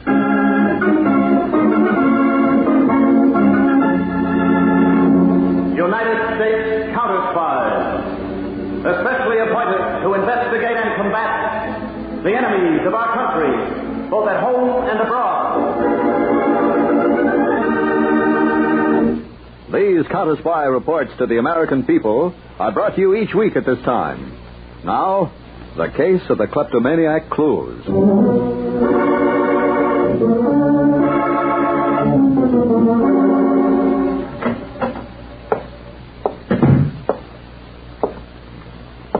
Going on a little trip, Mr. Trafford? What the? I wanted to see you before you left Frisco. Hey, who are you? And how did you get into my hotel room? What's the difference? I'll call the manager and have Drop that phone, Trafford. That's better. What is this? What's that gun for? What do you want? That briefcase you're carrying? What? The briefcase. Hand it over and you won't get hurt. I'll do no such thing. Give me that. You won't get away with this. Shut up. Sit down in that chair. Now, we'll just tie you up so you won't make no fuss while I'm blowing out of here. Just why? Why are you doing this? Just why? For dough. What else? I don't know what's inside this thing, but certain people are willing to pay plenty to find out.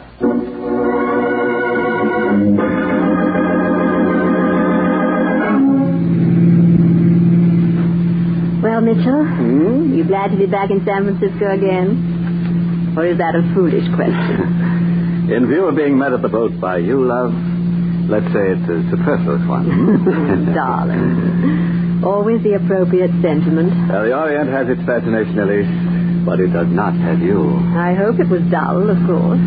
Oh, business was quite good, but nothing else. And speaking of business, how is our little curio shop with its clocks, knickknacks, and whatnot? Excellent, darling. Good. I'm expecting a rather interesting shipment soon. Oh? Will that mean another seagoing excursion for me? It could. Perhaps I'll go with you this time. Would you like that? I refuse to answer a question like that. Its intent is much too obvious. Ah, darling. Oh, here we are. Here you are, driver. Keep the change.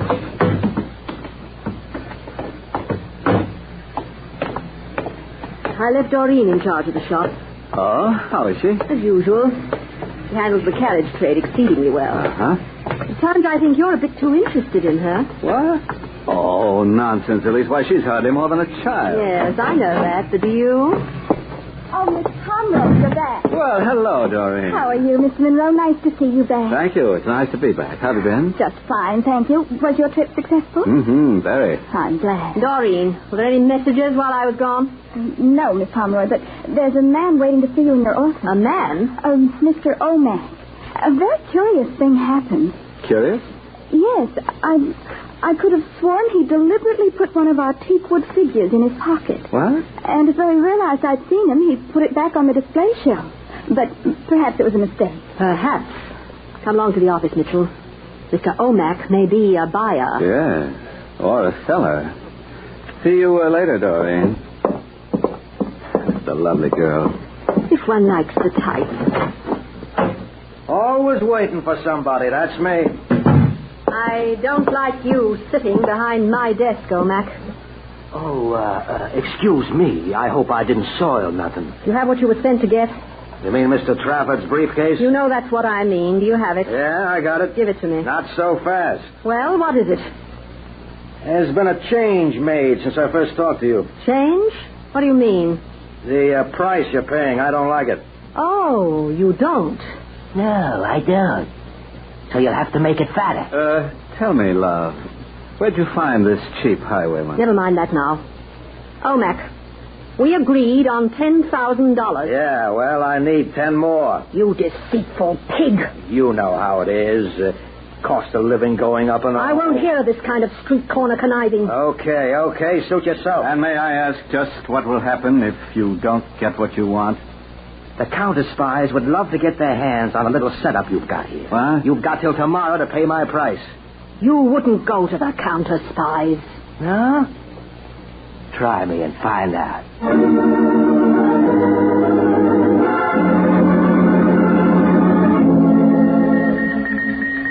David Harding, Counterspy Headquarters, Washington. To San Francisco Field Office. Special directive to Agent Carl Braden. Re, Mr. George Trafford. Proceed on description of man who stole briefcase and on any other information Trafford can supply. I'm leaving by jet immediately. Have correlation of data ready for my inspection upon arrival. End of message. Oh, Miss Johnson, have you contacted Agent Peters in the St. Louis field office yet? He's on the wire now, sir. Line number 3. Oh, good. Hello, Peters. How are you, Mr. Harding? Peters, I'm leaving Washington by jet for San Francisco within the hour. I'm picking you up en route, so gauge your time carefully. Right, what's up? No time now. I'll fill you in later. Okay, Chief. I'll be standing by at the St. Louis airport.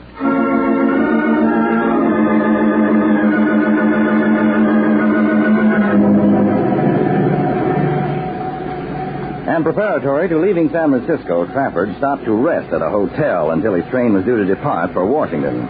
I follow most of it up to now, Mr. Harding, but, What, Peter? Well, who is Trafford? And just what was in this popular briefcase of his? Well, Trafford is in no official capacity with the government, Peters. He's merely a private citizen who happens to be an astute industrial organizer. Sort of an efficiency expert, Yes, you could call it that. And the big top secret in that briefcase? A draft of plans for mobilization of certain key industries. Plans, factory locations, working schedules, objectives, probable results, so forth. I see. Which, of course, was intended for the hands and eyes only of the defense coordinator in D.C. I wonder in whose hands and under what eyes they are now at this very moment. That's what we've got to find out, Peters. And fast.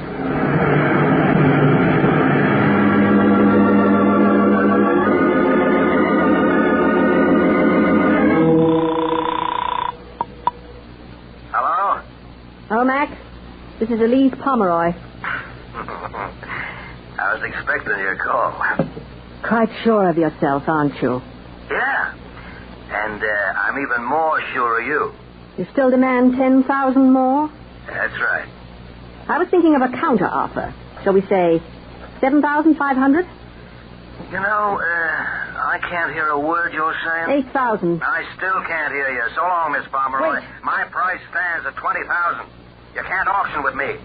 20,000, or like I said, the briefcase goes to the counterspies. All right. Very well. You shall have your money. I wasn't worried for a second. Love. Don't be insolent. Why not? I can afford it. I'll have the money for you at 11 o'clock tonight. Where do I pick it up? My home. 245 Ridgewood Drive. Ridgewood Drive. Okay, love. I'll be there.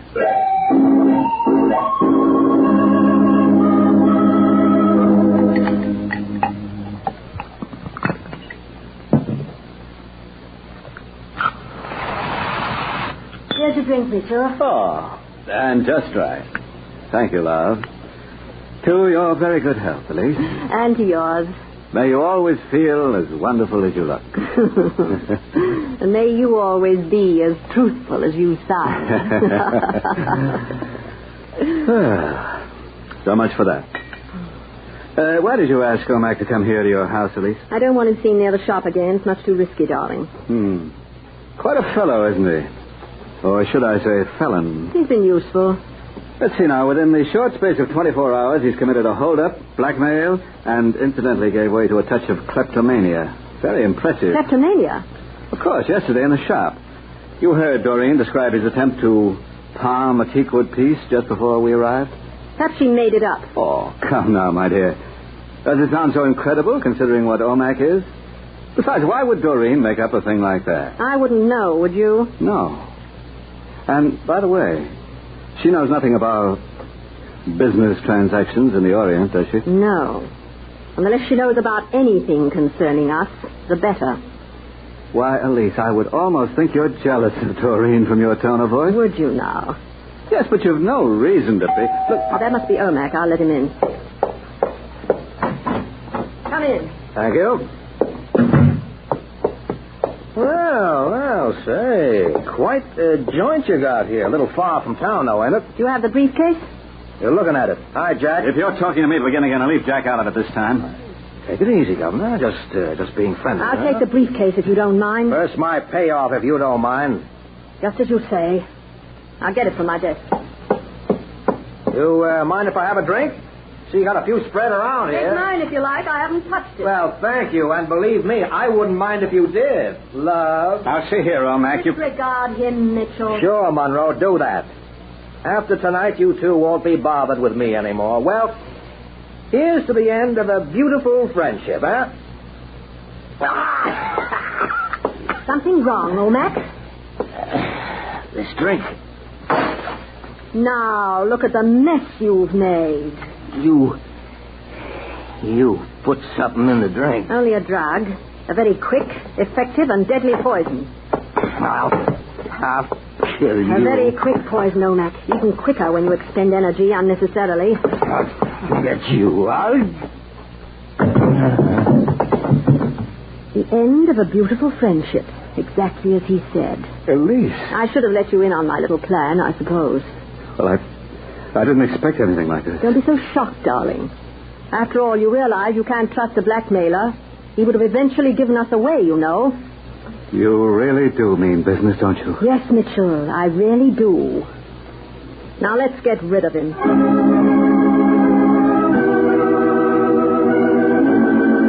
Well, that's about the size of it, Mr. Harding, and I have no idea how he got into that hotel room. Or who could have sent him, Mr. Tarvin? No, I'm afraid not.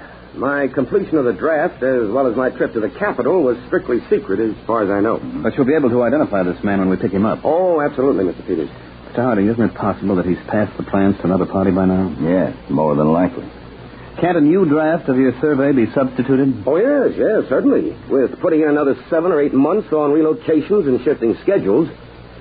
It's not the happiest situation, I can tell you. And time's important. So it's a question of retrieving what we have or substituting a plan which at best will be inferior to the original. Well, we can't risk the operation of your plan, Mr. Trafford, as long as there's a chance of its being known to unfriendly powers. Then you've got to get it back to me, sir, before it's somehow shipped out of the country. We'll try, Mr. Trafford. You can be sure of that. We're going to try every way possible.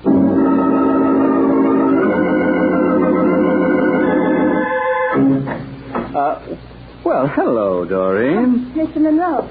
Oh, I didn't expect to find you in Elise's office. I was just filing some invoices. Miss Pomeroy should be back shortly. Good. We can wait together, hmm? Of course, Miss Monroe. Oh, no. My name is Mitchell. Miss Pomeroy might not like me to call you that. Oh, Miss Pomeroy isn't here, and my friends call me by my first name. I consider you a friend. Do you? Yes. I'm glad. I've always been afraid she might misunderstand. Elise? Oh, not at all. What is there to misunderstand? Well... Doreen, do you like me? Yes. Yes, I do. I like you, too. Will you be going away soon?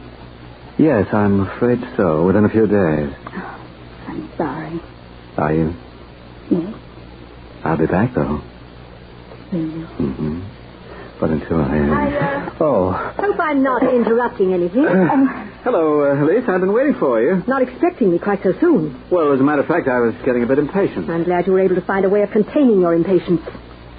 Doreen, you better get out front in the shop. Yes, Miss Pomeroy. Before you go, Doreen. Yes? I want you to remember something. What is it? This. Now, go about your business. And remember that. I'll be sure to remember it, Miss Pomeroy. Why did you do that? You know, without being told, so we won't discuss it. For heaven's sake, Elise, behave sensibly. Be quiet. You and your affairs are unimportant at the moment. I've had the plan we stole from Trafford microfilmed. You leave with it on the first boat out of San Francisco for Hong Kong. When is that? Tomorrow night. Are you coming along with me? No. Because everything we do from now on will be done on a strictly business basis. Really? Yes. So mind your step, lover. You know the way I do business.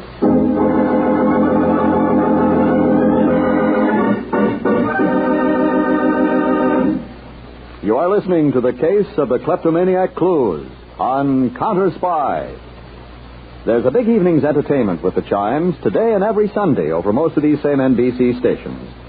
The Big Show brings you 90 minutes of the very best in comedy, music, and drama with Tallulah, the distaff dynamo, and the leading personalities of show business. The Phil Harris-Alice Faye Show means 30 mad and delightful minutes with the unconventional Harrises and their friends. Hedda Hopper brings you dramatized stories of Broadway and Hollywood. Tales of the Texas Rangers stars Joel McCrae in an authentic drama from the files of the nation's oldest police force. And genial Jack Parr quizzes a group of courageous contestants on the $64 question. Remember, the chimes are your invitation. Now, back to Counterspy.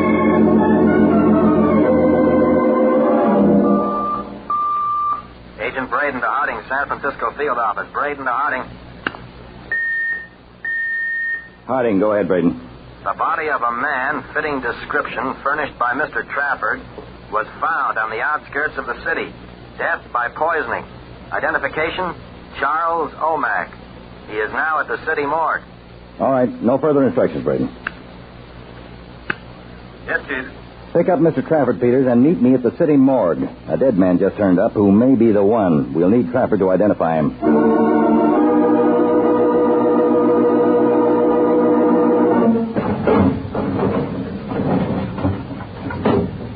Yes, that's him. That's the man who took my briefcase. You're certain, Mr. Trafford? Absolutely. His driver's license said Charles O'Mac. Does that name mean anything to you? No, nothing. They found this in his pocket, Mr. Harding. Oh, I see that there. Teakwood. Little teakwood figure. Odd thing for a guy who was also carrying a 38. Yeah.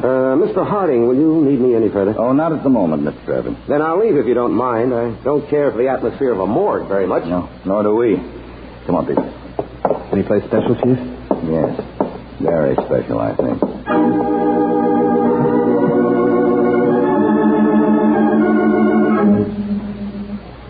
I'd like to help you, Mr. Harding, of course, but I don't see how I can. Well, this man O'Mac was carrying in his pocket a small teakwood figure on the base of which was the name of your shop, Miss Pomeroy. Well, that's strange, I'll admit, but I'm at a total loss to explain it. You're quite sure that you've never heard the name Charles O'Mac? I'm sure I'd remember if I had. Would you have any record of sale on such an item? Hardly. It's not a terribly expensive piece. That one sells for $2. And as you can see, I have many more of the same type on display here in my shop. Yes, I see. Oh, hello, Mitchell. Hello, Alice. This is my business associate, Mr. Monroe. Mitchell, this is Mr. Harding and Mr. Peters of the United States Counterspies. Gentlemen, how do you do? Oh, They seem to think that we might have information concerning a man named O'Mac who was killed recently. O'Mac? Ever hear the name, Mr. Monroe? No, I don't believe I have. Well, we'll bother you no further at the moment. Should anything of importance occur to you, you'll contact us, of course. Of course. Goodbye. Thank you very much.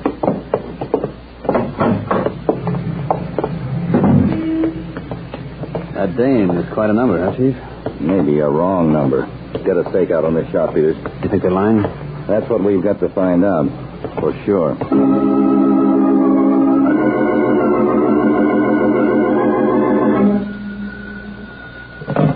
Harding speaking. Mr. Harding, this is Doreen Bridgeton. Yes? I work in Miss Pomeroy's shop. I was there this afternoon when you were questioning her. Go on. I remained out of sight, but I could hear everything that was said. I see. Go ahead, Miss Bridgeton. She lied to you. She did know a man named O'Mac. He was in the shop the day before yesterday. Will you swear to that in court, should we call upon you? I'll be happy to, Mr. Harding. Most happy to. Well, where can you be reached? Hello? Hello? Yes? Peters, I'm fine, Mr. Harding. Thank you. Go ahead, Peters. Dave, I have that stakeout on the curio shop, and I personally tailed Monroe. What did you find out? He picked up a steamship ticket for the Trigania leaving for Hong Kong tomorrow night. I checked with the clerk. Any report on the shop itself? No, not yet. What do we do about Monroe? Stop him? Yes, but not officially. If he's a decoy and not carrying the papers, I don't want a false arrest charge. That'll tip our hand completely. We've got to stall him without him knowing we've done it. How? Well, a call to the Customs Department ought to do the trick. Now, in the meantime, put a surveillance squad on a girl named Doreen Bridgeton. She works for Elise Pomeroy. She may not realize it, but Miss Bridgeton is a sitting duck right this minute.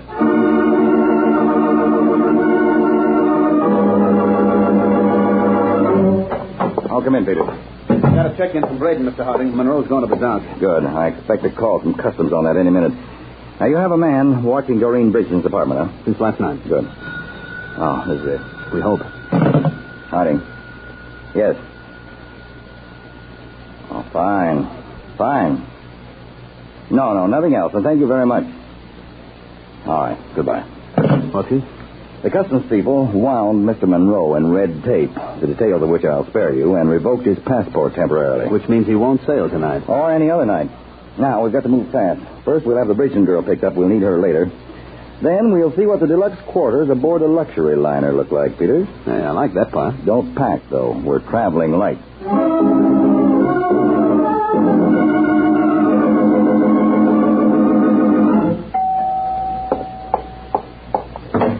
Mitchell, Hello, Elise. what are you doing here? Why aren't you aboard ship? It seems the best laid schemes of mice and men. Will you make sense? All right, my passport's been revoked. I can't sail. What? I think I speak distinctly. How did that happen? I don't know. Some sort of a mix-up on dates. Oh, you are an idiot. This changes everything. Give me your ticket. Huh? Ticket? You still have that, don't you? Yes. Well, give it to me. All right. Well, what are you going to do? I have an hour and a half to make the boat. I'll sail in your place. Where's the microfilm? My wristwatch case. Well, give it to me. All right. Here, take it. I've got to rush. At least my passport's in order. Now, listen, you can't leave me here holding the bag, my sweet. I won't take Oh, it. do be still. You're such a bore.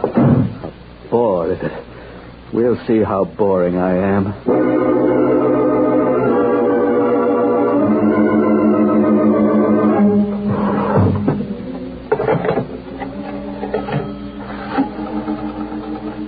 Hello, operator. I'd like you to put me through to the United States Counterspies. Yes, please, and hurry. Counterspy field office. My name is Mitchell Monroe.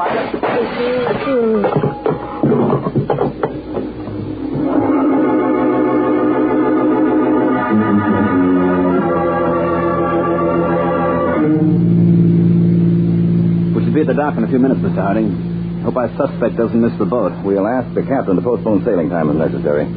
But I don't think it will be. Agent Braden to David Harding in control car S1. Harding, come in, Braden. Mitchell Monroe was shot and killed about 15 minutes ago while attempting to call our field office from a pay station. How did you take it that quickly, Braden? The receiver was off the hook. We got a police report on it within a few minutes after. All right, Braden, no instructions. Little Elise is going to have plenty to answer for, Chief. Let's get to that boat, Peters. Step on it.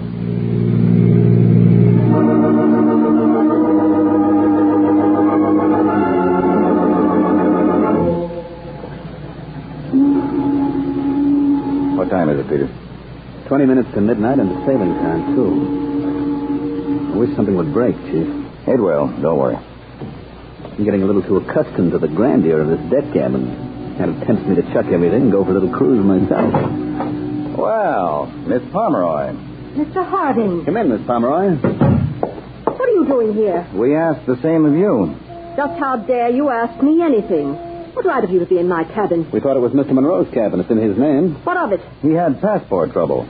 But nothing that wouldn't clear up in a day or so. He'd have been able to sail. It must be urgent business that prompts you to so hurriedly take his place. I want you to leave immediately. When we leave, lady, you're leaving with us. On what charge? Treason for one. Murder for another. Ridiculous. I think we'll be able to make it stick, Miss Pomeroy. I'm sure that a thorough search of your belongings will reveal the presence of certain top-secret plans for wartime mobilization of industry in this country. You're mad. Probably on microfilm. And added to that, we have the eyewitness testimony of Doreen Bridgeton that you knew Charles Omack, knew him well. He's lying. He's trying to get even for a personal difference. You know Mitchell Monroe is dead? What? Murdered? No. No, I didn't know. You're almost convincing. He's probably telling the truth, Peters. I don't think he'd have had time to kill Monroe. If you're going to arrest me, then do so, and let's get off this boat. Not so fast, Miss Pomeroy. There's more where you came from, so let's just wait here for a few minutes and see who it is. What do you mean? I'm sure you know exactly what I mean. Elise, do you... Well, come in, Mr. Travers. What the... Hey, what is it, Harding? Don't you know? Oh, I certainly don't. Then I'll tell you. You had yourself robbed of your own plans. Robbed? What are you talking... Omack didn't know you. Miss Pomeroy did the hiring and carefully pointed you out. A perfect way of deflecting any and all suspicion from yourself. Why, that's absolutely ridiculous. You had a neat setup for an espionage agent, Trafford. You enjoyed the confidence of high government officials while you were planning to transmit your industrialization plans to an unfriendly power. You don't know what you're saying. Neither one of you do. But you made one small slip.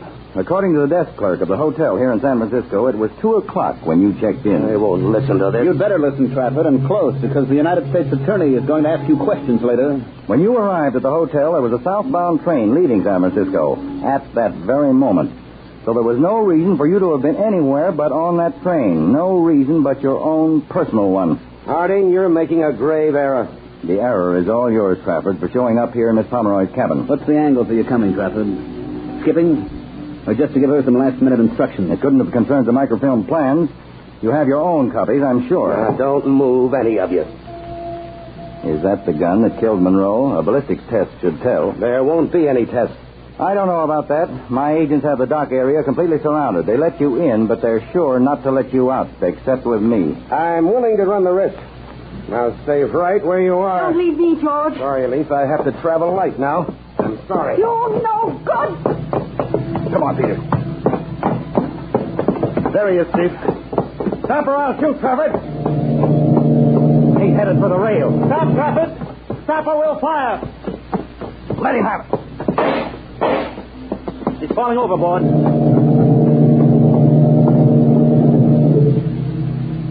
He's finished, Chief. Yes, but Miss Pomeroy isn't. Not yet. She'll stand trial and pay the penalty all traitors eventually pay.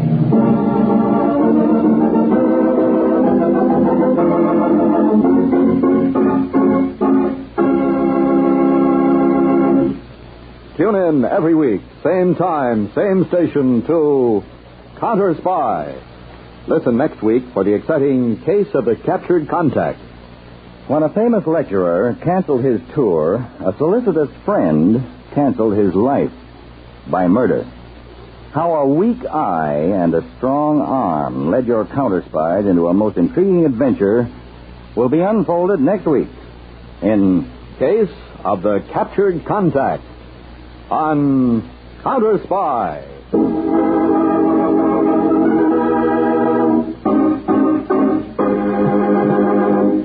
Tonight's Counterspy program originated in New York, was directed by Marks B. Loeb, dramatized by Edward J. Adamson, and featured Don McLaughlin and Mandel Kramer. Lionel Rico speaking. Counterspy is a Phillips H. Lord production. The preceding transcribed. 3 chimes mean good times on NBC. The National Broadcasting Company presents Counterspy.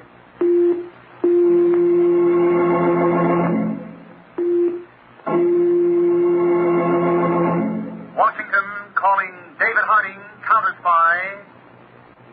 Washington calling David Harding, Counterspy. Harding, Counterspy, calling Washington.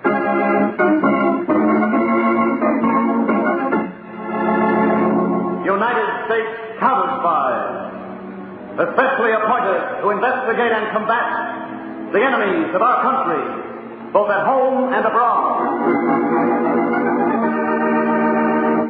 These Counterspy reports to the American people are brought to you each week at this time. Now, the Case of the Captured Contact.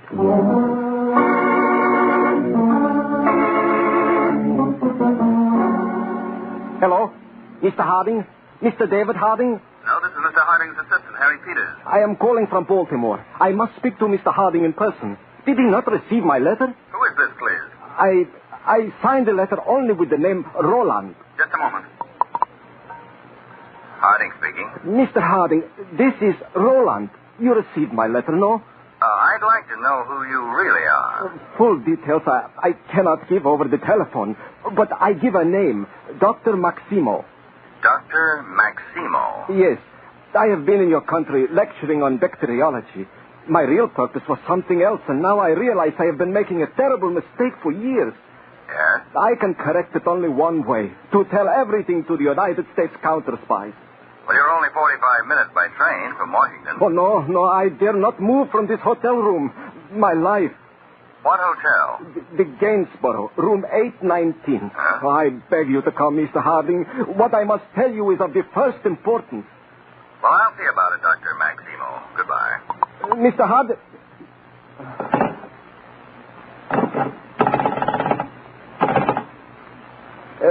young lady, this is Mr. Jones in room 819. You have I believe it is called a house detective. Mr. Blaine is his name. I believe my life is in danger. Would you please ask him to come to my room at once?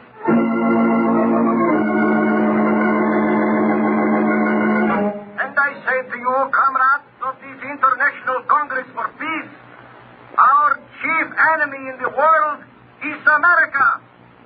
Its ruling circles are composed of nothing but warmongers, imperialists, slaves of Wall Street, and enemies of the peace-loving democratic nations of the world. Oh, that's the end of the record, I guess. Be glad, Chief. What's the date on that? July 12th, 3 years ago. Made by our Paris attaché during one of those fake peace congresses held by Iron Curtain followers in Paris. Well, now I'll play a bit of our phone conversation with Dr. Maximo tonight. Yep. Hello? Mr. Harding? Mr. David Harding? No, this is Mr. Harding's assistant, Harry Peters. I am calling from Baltimore. I must speak to Mr. Harding in person. Did he not receive my letter? The same, boy. Who is this, please? I signed the letter only with the name Roland. Yes, that's the same man. Don't you think so, Peters? Sure, it's the same fellow. Well, here's our file jacket on him. Roland Maximo, graduate of the University of Catania in 1911 at the age of 22. Makes him 62 now. Yeah. Became full professor of medicine specializing in bacteriology in 1919. Right after the First World War. Secretly joined the International Revolutionary Movement the following year. And that's the man who's been in this country for months, lecturing from coast to coast. On bacteriology. Routine reports on his lectures here, Chief. They say he'd end every lecture with a plea against bacteriological warfare. In the same breath, accusing us of planning to use it. I'm amazed he got away with it, Dave. Well, this was all before the Cold War turned hot.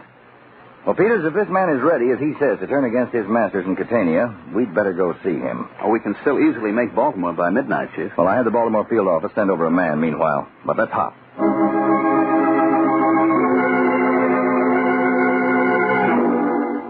You, mind my asking, Mr. Jones, what kind of danger your life's in?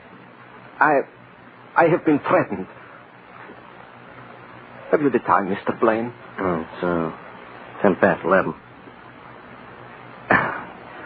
I oughtn't to be sitting here in your room all night. I'm a house deck. My spot's in the lobby. Keep an eye out for bookies. The bookies? A horse player and other kind of unwelcome riffraff. Oh. You racketeer? Some kind of hotshot? Hotshot? Yeah. For say. Hey, maybe you're a squealer. You're going to rat on your pals and they want to knock you over. Yes. Yes, Mr. Blaine. You might say I'm going to squeal and that my pals want to knock me over. Hey, what's that? It's fire. There's fire in the joint. Mr. Blaine, wait. I'll tell you, there's fire. I gotta go see you. Hear them all yelling? Mr. Blaine, I beg you, do not leave the room. You wait. I'll be right back. Mr. Blaine!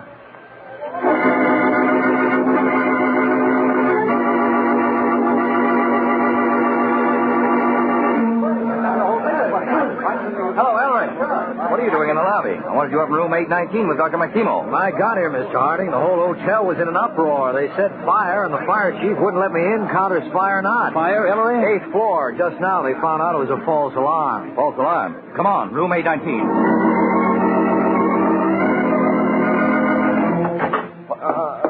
Come on, Peters, Ellery. Call the house detective, Peters. No use. 3 bullets. I'm Harding, Dr. Maximo. Who did this? I did not see the door opened. I don't know. More important, my confession. You must catch my contact. Will lead you to everything. Your contact, yes. Name? Yes, his name. George. George what? Where? Never told last name. Only George. Small man. Yes, small man, but what city? Where? Left eye. Left eye? What about it? Left eye. They've silenced him for good, Mr. Harding. Yes. And We've got to find a man called George with something unusual about his left eye. One man among 150 million people. Listen, Eddie, this is the rest of what Mama writes. Yeah? They came this afternoon, special delivery. Next week, your father has to be in Buffalo for a meeting of his fraternal organization. And if we could drive through Columbus, we could spend the weekend with you and Edward. The weekend? Well, I can stand it if they can, baby. Your old man's a pretty good kegler. Kegler? Bowler, fancy word. Oh. What kind of a day at the shop? Blueprints, as usual. What's for supper? I almost forgot. You going to be on the road again next week? No, hon, but I've been talking with Sam about a good chance for a blueprint shop over in Cobbsville. Going to be a big industrial town. I thought we ought to open up there, get in on the ground floor. Cobbsville? Gee, we don't know anybody there. Well, not definite yet anyway. And anyway, what's for supper? Salisbury steak. You mean hamburger. Oh, maybe that's Claire Siegel. I saw her at the market. She said maybe she and Herbert... I'll brush her off. Only do it nicely, Eddie. Hello? Hello, George. Oh, yeah. This is Arthur. Uh-huh. Hiya. I have just had some good news from Baltimore. Yeah? You won't have to move to Cobbsville. You won't have to leave Columbus. You're quite safe here. Oh, fine. I shall be in touch with you soon for further assignment. Okay, Arthur. Don't use my name. Goodbye, George. Yeah. So long. That wasn't Claire Siegel, was it, Ed?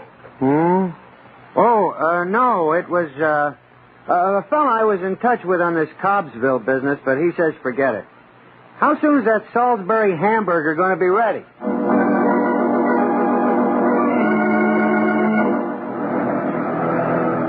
There are the lights of Washington, Chief. Well, it's obvious, Peters.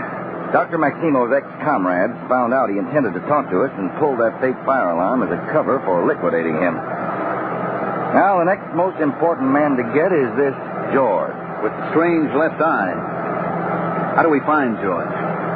Well, as Dr. Maximo traveled around lecturing, posing as a friendly scientist, he must have been reporting on the progress of American research in bacteriological warfare.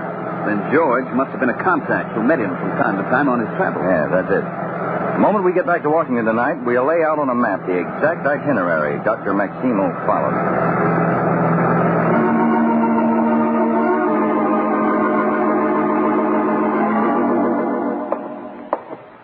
We've got the itinerary laid out, Chief. Quick work. Get any sleep last night after we got back? About an hour. Lucky you. Here's the map room, Dad. Now, each pin on the map here represents a stopping place. Now, the dates of arrival and departure for each location are on the flag. Landed New York, August 29th. Mm-hmm. And here's the typed-up schedule of the modes of travel that Dr. Maximo used. Itinerary took him coast to coast and back. Stopped in 5, 10, 22 places. All either universities or industrial towns with important research labs. I'll tell you what, Peters. We'll prepare a directive to our field offices in these 22 localities. We want the details on everything Dr. Maximo did. Everybody he saw. In each place. Maximo was a bacteriologist, Chief. His information was technical. Now, it follows that the contact had to know something about bacteriology. Maybe he had to make copies, microfilm, or blueprints. Right. Well, list all bacteriologists in the country. Every research laboratory with employees present and past, even the clerical staff. Then we'll cross-check that list against the list we get of people Dr. Maximo met. Somewhere among all these people, we've got to find George.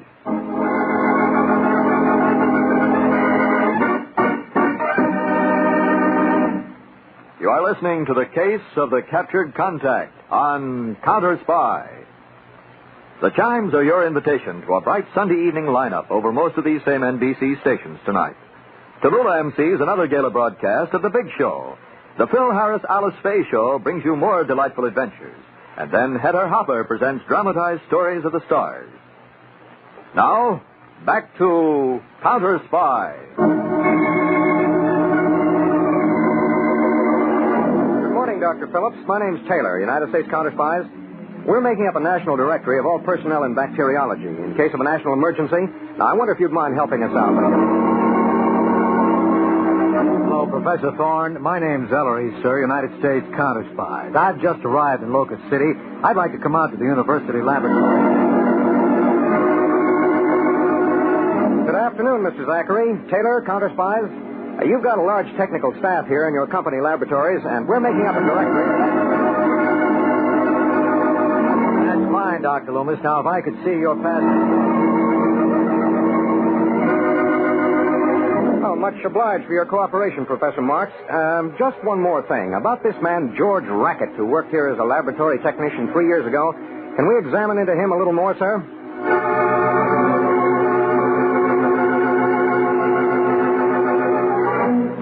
Well, there's the whole list, Mr. Harding. The names only. Well, the facts about them? On a card file out in my office. They're to be punched for automatic sorting. Well, have we got the dope on which of these were actually in the area of Dr. Maximo's trip at the time they needed? Yes, Chief. That's one of the classification symbols. Uh-huh. Now, the cards will be ready for the machines by early tomorrow morning, I'd say. All right, we'll run them off then.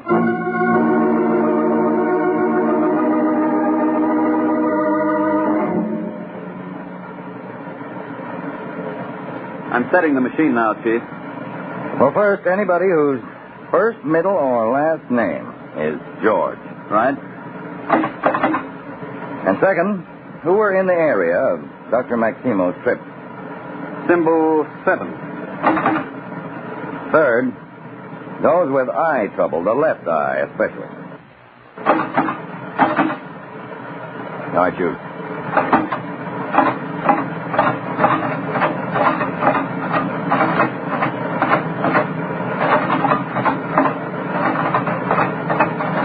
Even at this speed, Chief, it'll take some time. There are thousands of cards.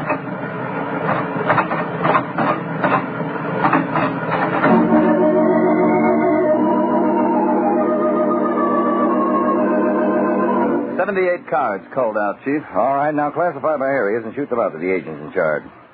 But, Peters, the trouble is George is most likely not a real name at all, but a code name. That's a cheery thought. Morning, madam. My name's Taylor. I'm from the New Orleans City Directory, checking on all inhabitants. I understand you have a tenant here named George Sperry. Works for the university laboratory.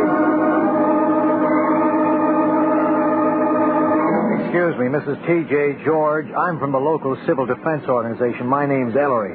We're looking for volunteer aircraft spotters.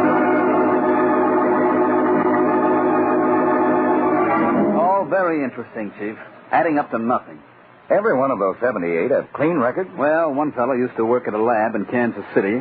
He turned out to be a minor embezzler from Philadelphia. Another man was an escaped convict. 2 others were aliens who entered the country illegally. 11 of them met or heard Dr. Maximo, but not one has a single questionable association.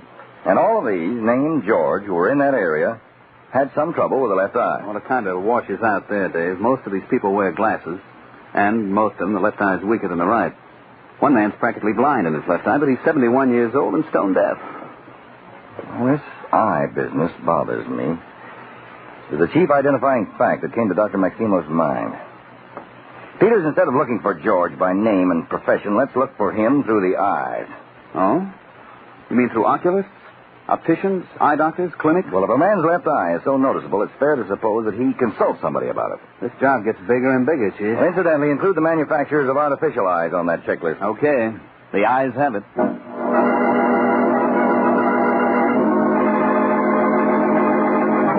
Hiya, baby. Hello, Ed.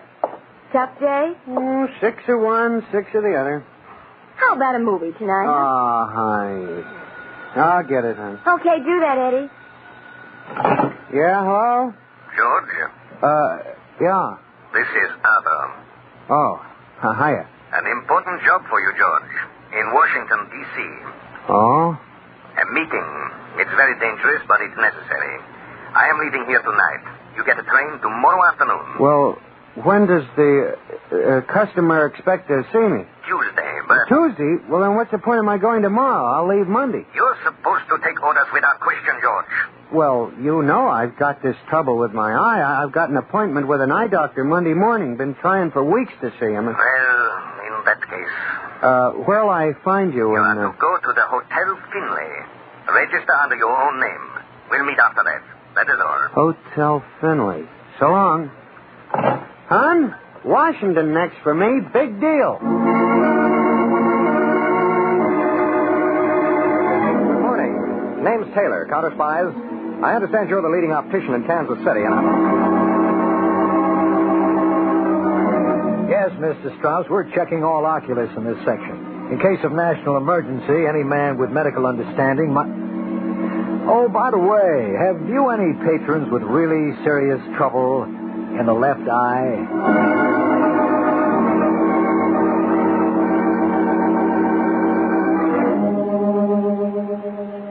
I know you're a busy man, Dr. Choate. I just arrived in Columbus this morning, and I understand you're the top eye man in the city.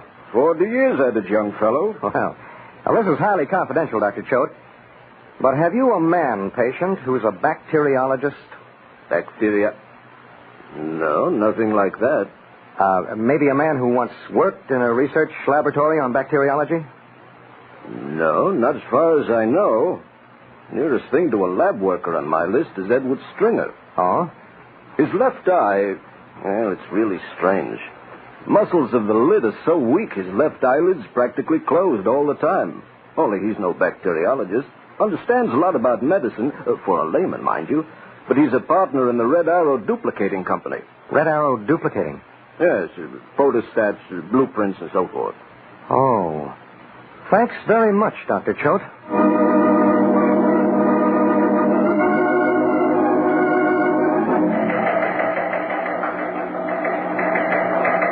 From Harding, Washington, to C.S. Taylor on assignment, Columbus. Continue check on Edward Stringer. Peters and I flying to join you.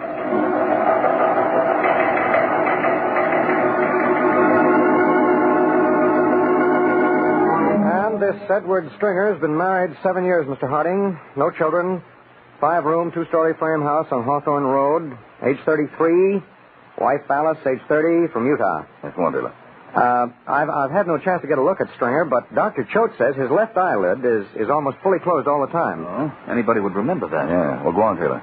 Well, Stringer and a man named Samuel E. Carpenter together own a blueprint and photostat shop, number 16 Harper Street. In business 4 years. Stringer's traveled a good deal, according to Carpenter. Well, you didn't explain your interest, I hope. Oh, no, sir. No, what I did is I arranged with the airlines here to appear as their representative. Oh. That way I could ask how much the partners traveled, where to, and so on. Smart gag, Taylor. Well, according to Carpenter, Stringer does the traveling for the pair, handles good-size orders outside the city.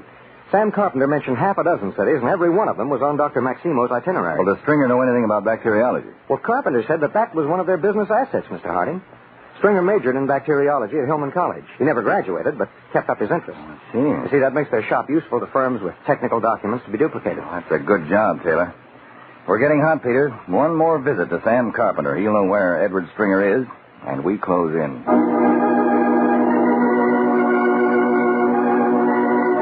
And now there's a new and very important assignment for you, George. Right here in Washington. What'll it be, Arthur? I'm soon to go home. You are to take my place as chief of contacts. Today and tomorrow. As the others arrive in Washington, they will come here to you, in one pose or another. And there is only one matter. Yeah? That eye of yours. It is so easily remembered. I guess so, and it drives me nuts myself, but I got a doctor back in Columbus. He says he can fix it. Take maybe 6 months, eye exercises, maybe even an operation, but... Hey, you expect anyone, George? Maybe it's a chambermaid. I'll tell her to come back later. Oh, yeah? Edward Stringer? Yeah. Mind if we come in? Come on, Peter. Hey, just a second. Close the door, Peter. Got it. We're United States Counterspy, Stringer. We'll have to ask who this other man is. Stringer, you have a right not to speak at all. I know, but, well, it's all over, isn't it? Yes, it is, George. Okay. I always expected to get caught. This man has been my boss. He's called Arthur. That's all I know about him. I'll tell you everything else you want to know, all about everybody, even help you catch him. You fool. You traitor. You've got it wrong, Arthur. He's a traitor to us, not to you. Me a traitor? I've been working for peace. What? Make the other side just as strong as the United States, and then neither side will dare go to war. Oh, Stringer, how sick can you get? Got something there, Pierce. It's a question whether a man like this belongs in a penitentiary or a hospital for the mentally ill. Anyway, both of you, you're now under arrest by the United States government.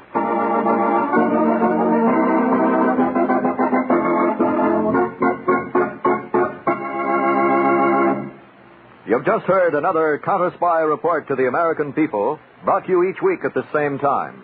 Next week's report, the case of the double-crossing defender.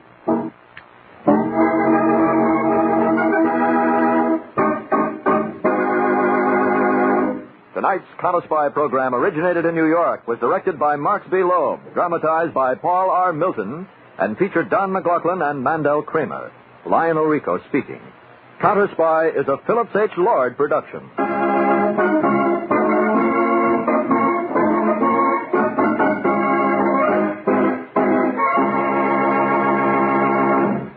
This is NBC, the national broadcasting company. The National Broadcasting Company presents Counterspy.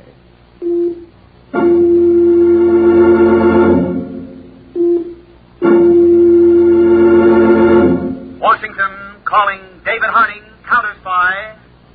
Washington calling David Harding, Counterspy. Harding, Counterspy. Calling Washington.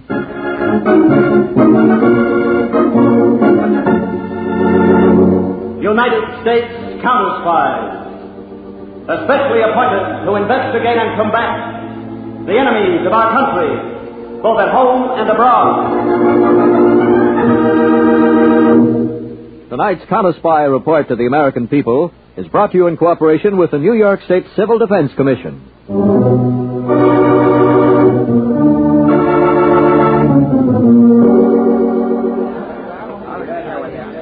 Ladies and gentlemen, welcome to Baltimore and to the national headquarters of Super America Incorporated.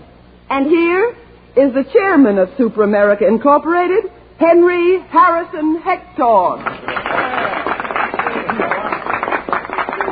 I have called this emergency meeting of you, our key Super America leaders from all over the country, to discuss the new crisis confronting our nation.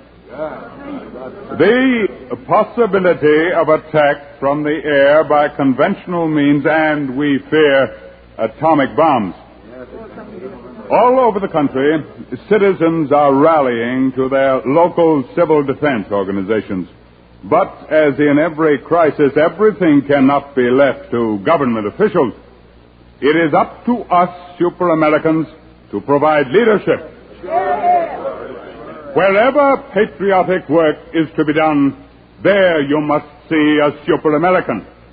Should disaster strike from the skies, it will be our Super American task to form the very backbone of civil defense.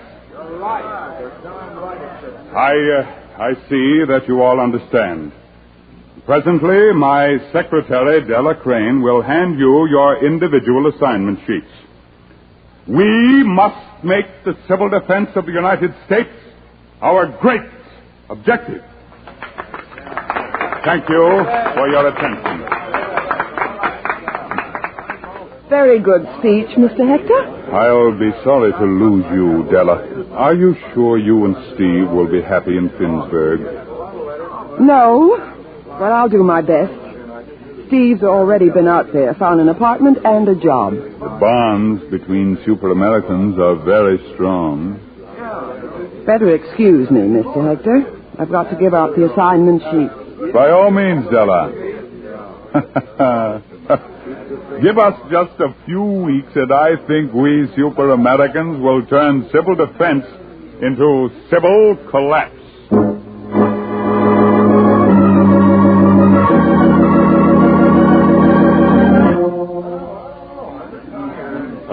Well, let's continue, shall we, ladies and gentlemen?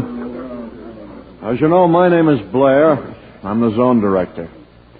I'm very happy to see so many new volunteers here tonight. During this week, I expect to make the final assignments.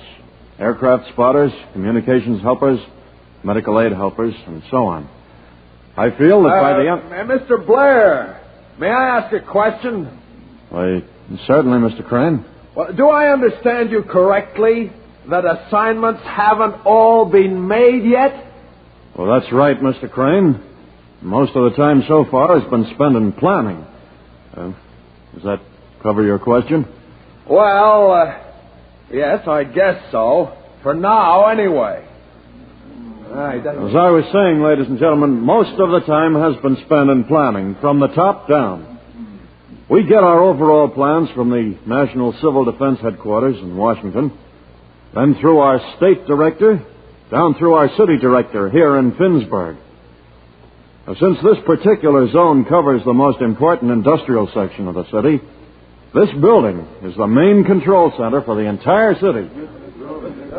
Now, are there any radio hams among you? Amateur radio operators? Well, I know. 2, 3, 4. That's fine. After the meeting, will you please report to Mr. Avery? That's Mr. Avery over by the window. You'll become the nucleus of a special squad to go right to the scenes of any disasters and report back by radio. Now, the next Yes, Mr. Crane? Say, Mr. Blair, I'm new here, and maybe I oughtn't to open my yap, but... say, would you mind if I come right up front there so everybody can hear me? No, not at all. Come right ahead. Okay. I just take this whole thing so darn serious. Well, folks, my name's Steve Crane, and I just hit this fine city of yours today, and... boy, from what I've seen so far, I'm going to be mighty happy about it. Yes, sir. Well, I've been sitting and listening to the interesting things Mr. Blair's been outlining, and I'm here to say that everything sounds great. The only trouble is, and I don't know just what we can do about it, the trouble is not much is definite. So much is still in the planning stage, you know what I mean? Well, Mr. Crane, I might explain to you... I know you can't just do things without planning. We're all intelligent enough to know that, but here's what bothers me. Suppose somebody drops a bomb on us tomorrow. Where are we? Hiding our heads under a plan? No, I hate to criticize, and I don't want any of you to think that's what I'm doing, but... holy smoke, what's been going on here since the trouble started in Korea way back in June? Mr. Crane, I think you ought to realize I know these things take time, but we got to work faster or nothing's any good. Being almost ready is like not being ready at all. Holy smoke, we'd all be better off getting out of the city. Now, what do you say we all... Mr. Crane, please. I understand that to a newcomer like yourself, it may seem we've done very little. But I don't want anybody here to forget the enormous amount of work that's been done. Why... Sure, Mr. Blair, I'm right behind you. And like I said, I don't want to talk out of turn, but I don't want anybody to kid themselves. How much time do you think we've got? Ladies and gentlemen, please. Please, let's have some order and discipline here. Ladies and gentlemen, please!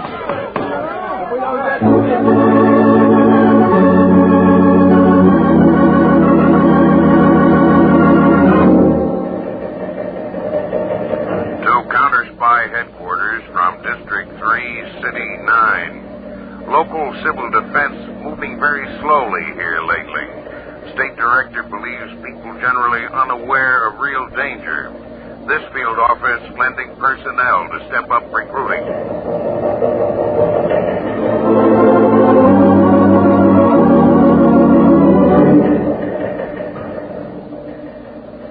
To Counterspy headquarters from District 19, City 3. Civil defense here at virtual standstill. Volunteers not carrying out assigned duties. This field office consulting with Director. Will advise.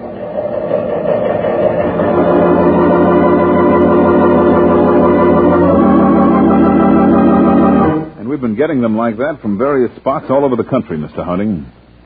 Strange. Sort of a sudden paralysis. The National Director of Civil Defense thinks that people just don't realize the danger. I wonder. Well, people are all talking about the danger of war, of a sudden atomic attack. 2 days ago, I was in Ohio. It's a live subject there. Same in New York, on the West Coast, everywhere. Tremendous interest. All of a sudden, according to these reports, it dies out. You're right back at the beginning, Chief. People just don't realize... Peters, I'm not one of those who blames the people every time something goes wrong. Not until I'm sure nothing else is wrong. Peters, how many of our agents are now unassigned in the first classification? Oh, maybe 10 or a dozen. Well, good. Get those men together tonight here in my office. You be here, too. I see you've got a scheme. Yes, that's right. Now, from all these reports, we're going to pick out the localities having the most trouble. Then you fellows are going into those cities undercover to join the civil defense groups as ordinary citizens to find out, if you can, what's wrong.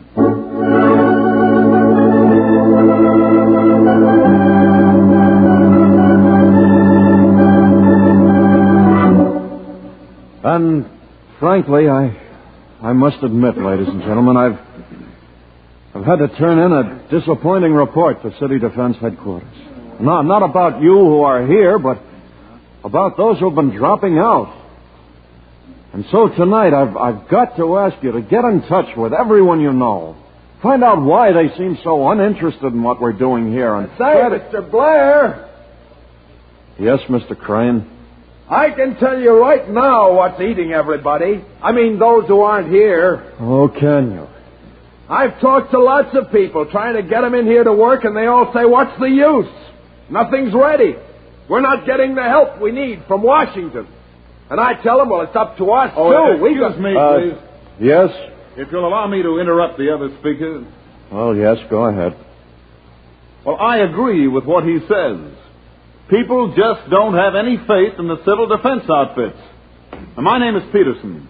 I've just come to Finnsburg. I'm a reporter on the Finnsburg Press. And let me tell you, we're helpless.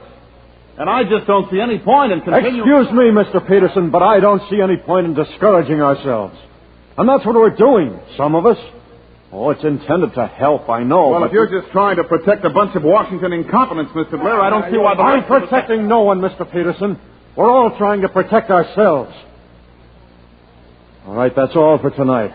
I'll see you all and more, I hope, on Friday. Say, Peterson. Peterson. Yeah? My name's Steve Crane. I'm the guy you cut in on. Oh. Well, I hope you weren't sore, huh? Oh, no, on the contrary. Glad to see somebody else here with the nerve to talk up. Say, are you busy the rest of the evening? No. You and me seem to agree on a lot of things. Why don't you come on home with me for a drink and see what else we agree on?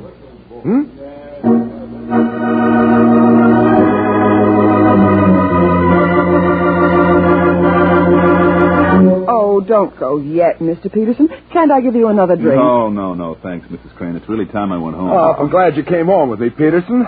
Glad to know you and me see eye to eye on a lot of this civil defense stuff. You bet, Crane. Well, thanks for a very pleasant evening, Mrs. Crane. Maybe you'll come again. Give us a ring anytime. I'll certainly bear that in mind. This way, huh? Yeah, this way. Good night. Good night. Well, what do you make of him, Della? Seems to have his heart in the right place. Last 2 or 3 meetings, he's been backing me up, and good, too. Great little discourager. And all the time, he sounds like the doggondest eager beaver you ever heard. Maybe he'd make a super American. That's what I thought. It's time I tipped Mr. Hector anyway. He ought to be coming here to Finnsburg for a general look-see, and that's when he can meet Peterson.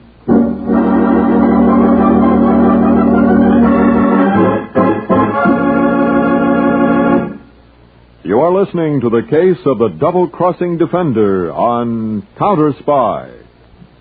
Today, over most NBC stations, Cary Grant and Betsy Drake star in the premiere of a delightful newcomer to your NBC Sunday lineup, Mr. and Mrs. Blandings. It's top listening for the entire family, with Mr. and Mrs. Blandings in a troublesome dream house. Sunday also means another broadcast of The Big Show, and today your hostess Tallulah presents Fred Allen, Judy Holliday, Vaughn Monroe, and many, many more. Now, back to Counterspy.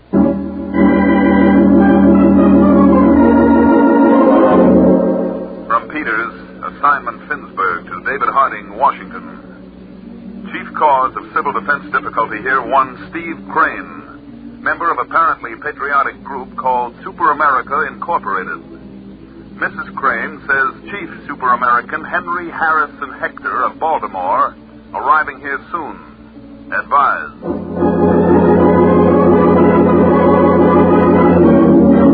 Harding to Peters.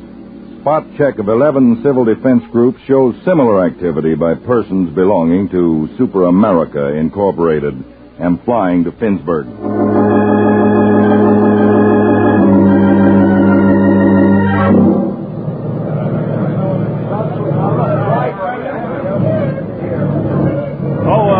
Excuse me, sir. Mr. David Harding? Yes? I'm from the Finnsburg Press, Mr. Harding. I've been assigned to interview you about your trip here. Oh, well, I don't see any other reporters, Mr. Peterson, Mr. Harding. I guess I'm the first man here. I had an inside tip that you might be on this plane. I wonder if we could just step away from the crowd here. Of course. Tell me, how long do you expect to stay in our city, Mr. Harding? Long enough to survey the civil defense organizations here. Chief, this fellow Henry Harrison Hector is arriving in Finnsburg in a couple of days. Did you learn anything about Super America Incorporated? Well, it describes itself as a super patriotic organization, but its literature follows the Communist Party line like one snake after another. Mm-hmm. Well, how's that tie in with what you know of Crane and his wife? There are a couple of smarties, Dave. Crane gets in his dirty work by seeming to be a real eager beaver. His wife has joined up, too. She does the same, but actually they discourage people. That seems to be the idea. Probably following a national pattern. Well, here come reporters from the other papers. Well, thank you very much, Mr. Harding, and lots of luck to you in your stay here. I'll be at the Riverside Hotel, Peter. Right. Okay, Peterson. Tell your paper to get behind this campaign to step up civil defense. So long.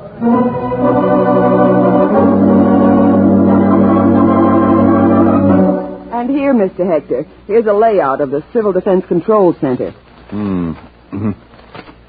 Very complete. Steve's work? He's good at that sort of thing.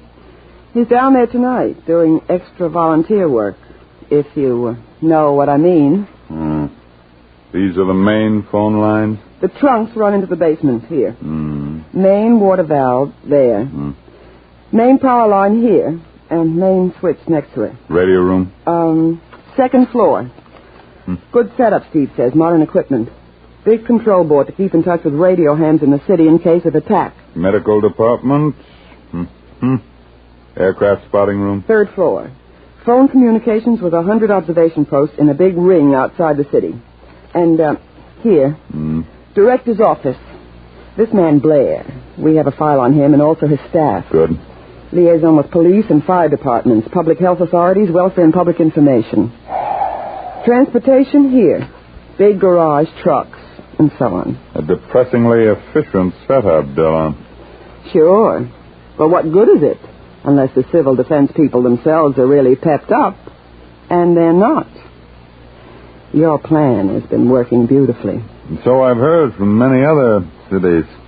It's lucky because actually these defense setups are good.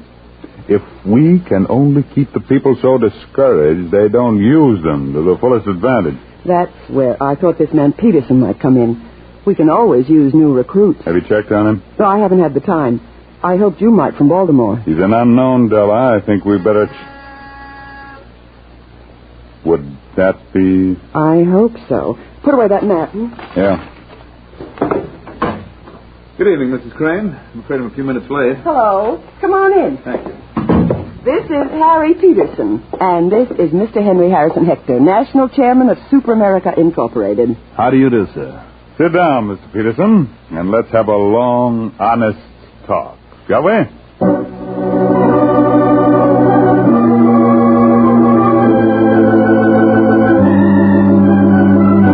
Mr. Harding, Peterson of the Finnsburg Press. Oh, hello, Peterson.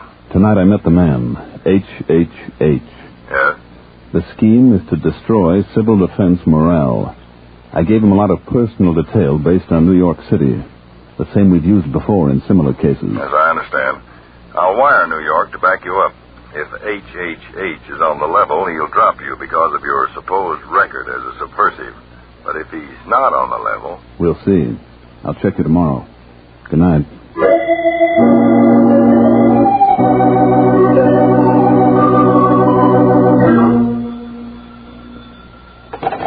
Hello? Chief, Peters. HHH lost no time checking on me. It was 3 nights ago that I first met him. Tonight I had a call to meet him at the Crane's apartment. Then he wants you in spite of your fake subversive record. He may be our man. Right. Well, I understand there's to be a test alert very soon. I hope we can run this down before that.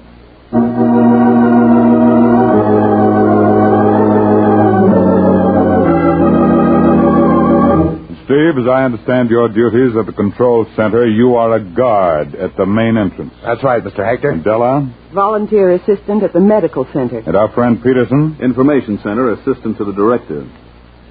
I've been thinking, and as super Americans, we must always think ahead of everyone else. An ordinary test alert is no test at all because everyone knows it's fake. Now, what if we make this a real alert by spreading the alarm during the test that it's the real thing? That's taking a chance, Mr. Hector. At an appropriate moment, suddenly give a false report. Start shouting, it's the real thing, a real attack. You understand? Run. There'll be a panic. People injured and killed, Mr. Hector. Suppose it were the real thing. People would be killed, would they not? You can't make an omelet without breaking eggs. Very well. That's all. Peterson, you leave first. Okay. Good night, all. See you at the test, whenever it is. I gather you got an okay report on Peterson, Mr. Hector? Yes, from New York. He's going to be a valuable man. I'll get it, Della. No, never mind, Steve. Hello? Yes, Mr. Hector is right. Oh. Are you sure? Yes, I'll tell him. Thanks. Goodbye. Huh? That call's from New York, Mr. Hector. They checked further on Peterson. He's not all he said he was. What? He may be some kind of undercover agent. Oh, what a dumb mistake for us to make. No regrets now. Steve. Yeah? During the test alert, see to it that Peterson is one of the people killed in the panic. That ought to be easy. And when I... What's the... The lights are blinking. Steve, that's the first signal for the alert. We've got 15 minutes to get to our post. Then get going. And remember your orders.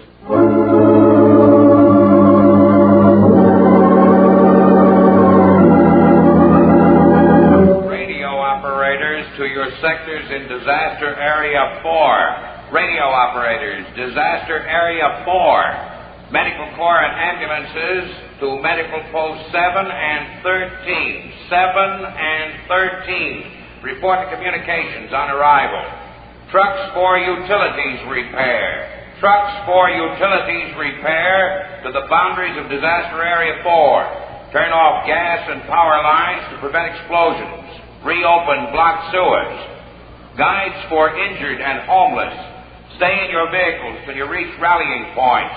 Guide injured and homeless to shelters 9, 11, and 17. 9, 11, and 17. Everything going all right, Blair? So far, yes, Mr. Harding, but... Oh, here's one of the men I was telling you about. The one that's always spreading discouragement. Oh. His name's Peterson. Hello, Mr. Blair. Oh, Mr. Harding, can I speak to you, sir? Yes? I just came from meeting Hector, Chief. They're going to start a panic. That it's a real attack. It's a real fifth column trick. I'll get 17. All right, I'll alert one of our squads outside. Hey, listen, everybody! This is no fake attack, it's real! That's Steve Crane following orders. The first bomb hit the suburbs. There's nothing left of them. There's nothing we can do. Save yourselves! The next bomb will hit the middle of the city! Save yourselves! No, wait, everybody. Stand by your posts. No matter what happens, stand by your posts. Don't listen to that fool. Save yourselves. Chief, that's Hector himself among the crowd. Work your way near him, Peter. Men, women, listen to this. This is Harding, United States Counterspy. Right. Listen to Mr. Harding. Now, don't be panicked by a rumor. This is the time to prove you're well disciplined. Don't let anyone leave this room or the building. All right, back to your Now, Mr. Blair, check your outpost. Right. Zone director to all spotters. Have any real bombs been dropped? Any real bombs? Not one, Mr. Harding. You see, it was a rumor, a deliberate rumor by fifth columnists trying to start a panic. Crane was caught at the door, Mr. Harding, and here's the boss of the bunch, Henry Harrison Hector. Well, the chief super-American himself. Mr. Harding, you misunderstand our purpose. We wanted to make this a real test. Well, that's too bad for you, Hector. One of your newest recruits is going to be the star witness against you and your organization. Take him away, Peters. Come on, Hector. Mr. Harding, I'm very grateful for your help. But are we past the danger? Well, as long as there's danger of war, Blair, there's the danger of fifth column. And the best protection against them is vigilance and courage. You've done it here. I know every American can do it.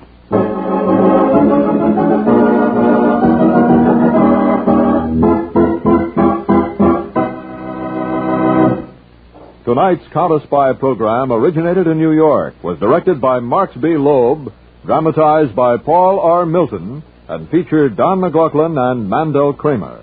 Lionel Rico speaking. Counterspy is a Phillips H. Lord production.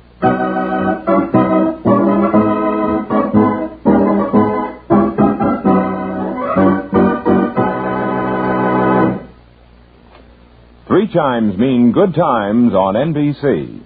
In a moment, Cary Grant and Betsy Drake star in the premiere of a delightful newcomer to your NBC Sunday lineup, Mr. and Mrs. Blandings. It's top listening for the entire family with Mr. and Mrs. Blandings and their troublesome dream house. Sunday also means another one-hour production by Theater Guild on the Air. It's the delightful comedy The Fortune Hunter, starring Gene Crane and John Lund. This is NBC, the national broadcasting company. And now, the Gulf Oil Companies and your neighborhood good Gulf dealer present Counterspy.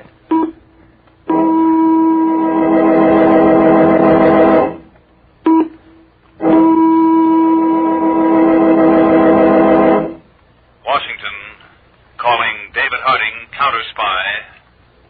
Washington, calling David Harding, Counterspy.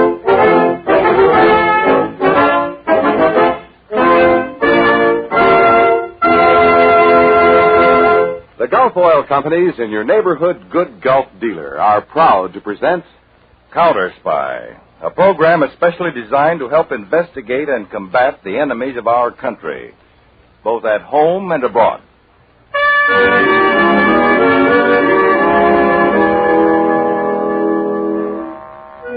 This is David Harding. Last November, Congress passed the Boggs Act, an amendment to the federal narcotics law, providing for stiff mandatory sentences for offenders. To implement this act, a special squad of 400 agents was carefully trained and assigned to narcotics duty. A series of nationwide mass arrests followed. The specific case you're about to hear has been selected from among hundreds because of its unusual nature. In the late afternoon of January 3rd this year, a young woman, worry stamped heavily on her face, walked across the dingy lobby of a cheap hotel in Washington's Skid Row section.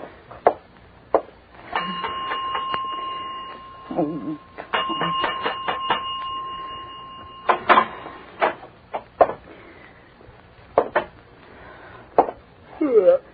no rooms, girlie. All taken. I don't want a room. I'm looking for someone who registered here. His name is Frank Stewart. Hey, girlie. Never heard of him. I know he's here. What room is he in? Well, look, girlie, I told Will you. this help? Help? Why didn't you tell me that? What room? 2A. Just up those stairs there. First flight. Last room to the right.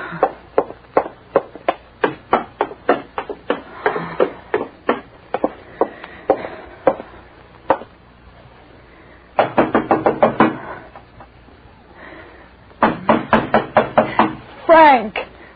Frank! Frank, I know you're in there. Please let me in. Go away. It's Elaine. Let me in, Frank. No, I don't want to see you. Open this door. I've got to talk to you. It's no use. Go away, please. Frank, I'm staying right here until you let me in.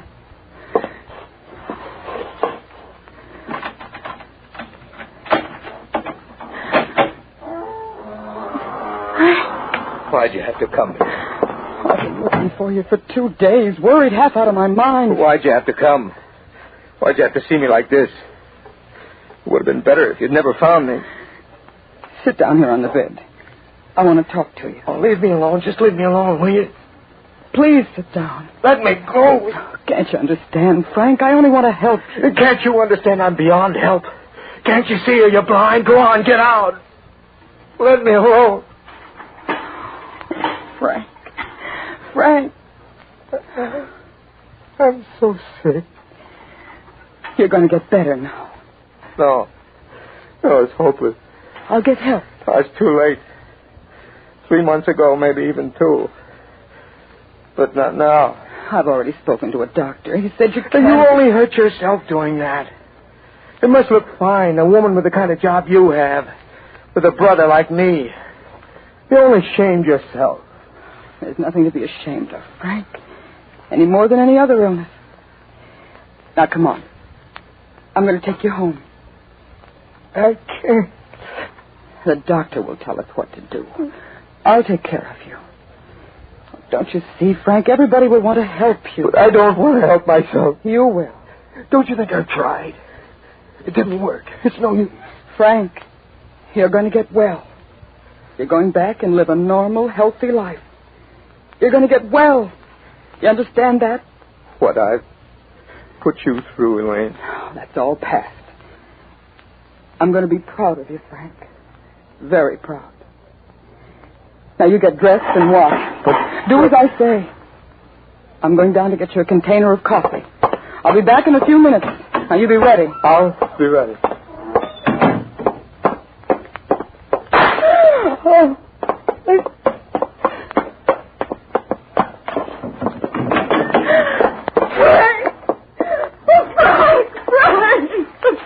It's all right. It didn't have to end this way. It could have been so different. No, sis. It couldn't. There wasn't any other way. To stop.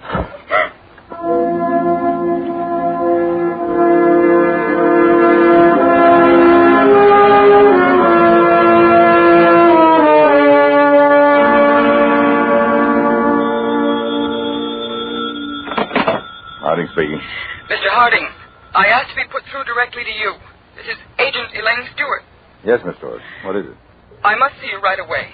May I come to your office? Why, of course, but what's this about? Murder. What? One just committed. And if I don't see you right away, I'm afraid another one will be committed. This time by me.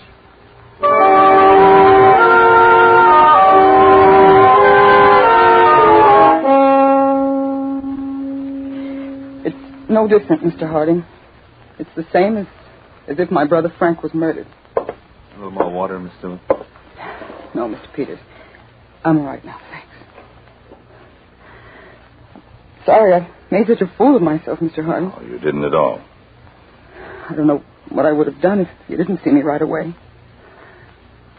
It's peculiar, isn't it? As an agent, I've worked on many cases, all kinds. But when you're personally involved, things are kind of different. Well, I've known you long enough, Miss Stewart, to know you do nothing wrong, no matter what. A cigarette, Miss Stewart? I would like one, yes.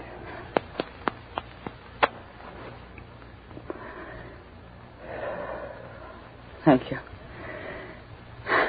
You'd never know it, but I'm supposed to be the unemotional one in the family. Now, look, you've been under a terrific strain. I think you're doing just fine. Miss Stewart, is there anything else you could tell us about this? I don't know. I may have forgotten something. When did you first discover that your brother had become addicted? For sure? Only a few weeks ago. You didn't notice any symptoms before that? I knew something was wrong, but I just thought he was tired, nervous, maybe overworked. Mr. Harding, I'd give anything to get the people responsible for Frank's death. You didn't live with your brother, huh?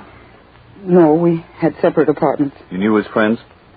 All of them, I think, with one exception. Who's that? Well, a man who came to Frank's apartment once while I was there. My brother got rid of him very hurriedly. It could be the peddler, Chief. Yes, it could be. Do you remember what this man looked like? Short, thin, cheaply dressed. Oh, and one other thing. Yeah? He had a twitch in his right eye. I see.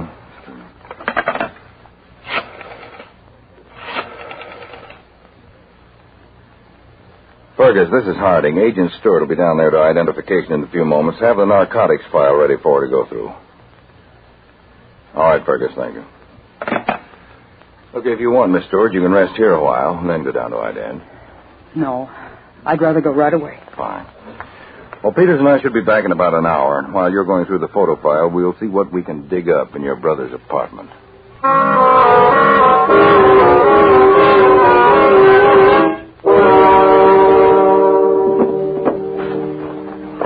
Anything in that chest of drawers, Chief? Come on, Peters. Let's take the clothes closet.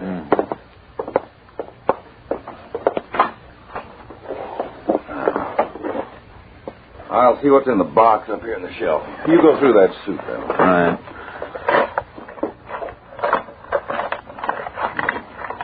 What's in the box, Chief? Well, dropper, syringe, empty bottle, small burner. Meant he was a mainliner? Yeah. Gone as far as he could, I suppose. Anything in that suit? Nothing. One suit left. Sold himself out completely. In all ways. Oh, wait a minute. His hat. Anything in it? Yeah. Here, pasted inside the band. Phone number. Equator 2, 6843. Peddler's number, you think? Oh, it must be if you went through the trouble of hiding it. I'll run it down. Do that right away. Then meet me back at the office.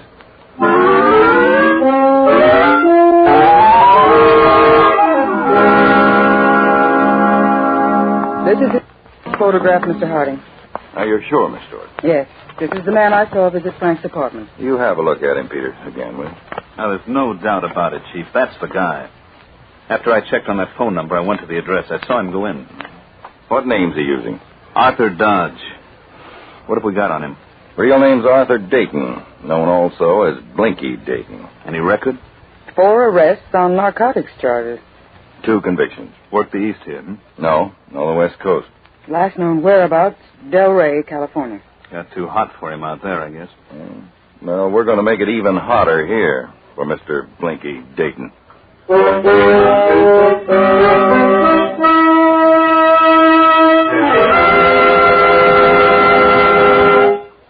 Say, on these cold winter mornings, have you noticed the peace and quiet broken by sounds like this?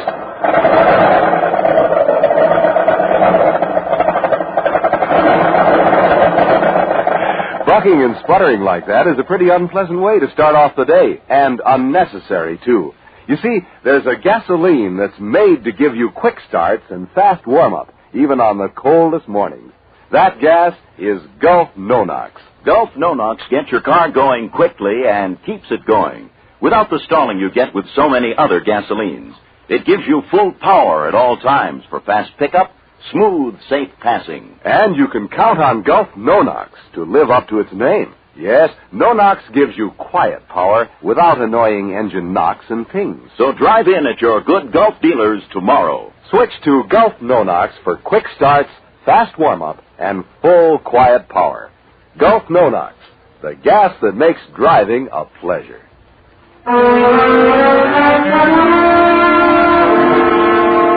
Now back to Counterspy.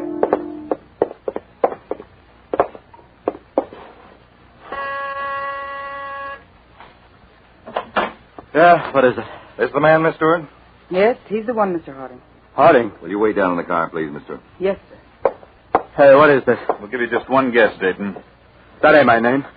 You got the wrong party. Don't you wish it, Blinky? What do you want with me? What was that dame fingering me for? We'll talk about that inside. What do you want with me, anyway? We'd like to book you for murder. Murder? Yes. We'd like to, but we can't. Look, what do you got against me? Officially, peddling narcotics. Unofficially, the death of Frank Stewart. Stewart? An ex-customer of yours. Never heard of him. Look, you got me all wrong. I ain't peddling this stuff anymore. Gave it up, That's right. You expect us to believe that? You can, I swear. We don't believe you. You got the stuff here in the room? I told you I'm out of the business. Where's it hidden? The mattress, under the floor, or where? I told you I'm out of the Where's the stuff? I don't know what you're talking about. I'll rip open the mattress. All right, Peter. That's as good a place as any to start. Wait. The mattress turned out to be the best place to start, Chief. Where'd you buy it, Dayton? What difference does it make? A lot. Now answer, Mr. Harding, where? I don't remember. We may have a way of curing your memory. I don't remember. You ever hear of the Boggs Act, Dayton? I don't remember where I bought it. The Act makes it tough on characters like you. The penalties for illegal sale of narcotics under the Act are increased to 2 to 5 years for a first offender only. And you, Dayton, already have 2 counts against you. For a second offender, 5 to 10 years. Third offender gets hit even harder, 10 to 20. 10 to 20. Think about that, Dayton. Think hard. 10 to 20 for you. 10 to 20. Sort of makes the peddling business real risky, doesn't it? 20 years. Who did you buy it from, Dayton? Do I get any kind of break if I tell? I'm not promising you anything. Figure it out, Dayton. Can you be worse off if you tell? Well, Dayton? Okay, all right. We're listening. I got the stuff over in Maryland. Where in Maryland? Glenton. Where in Glenton? Bowling Alley. Crystal Bowling Alley is the name of the place. Make a trip over there every month to pick up. Pick up from whom? Guy. What guy? Come on, Dayton. I don't know his name. That's so? Dealing with him for how long? About 6 months. About 6 months, and you don't even know his name, Never formally introduced, is that it? I'm not kidding. That's the way the operation was worked. He knows the peddlers, but the peddlers don't know him. What do you think, Chief? Well, it's possible. The truth, huh? I'll tell you the whole layout, and then you can check. You'll find out I'm not giving you the business. You don't have to worry, Dayton. We'll find out. Come on.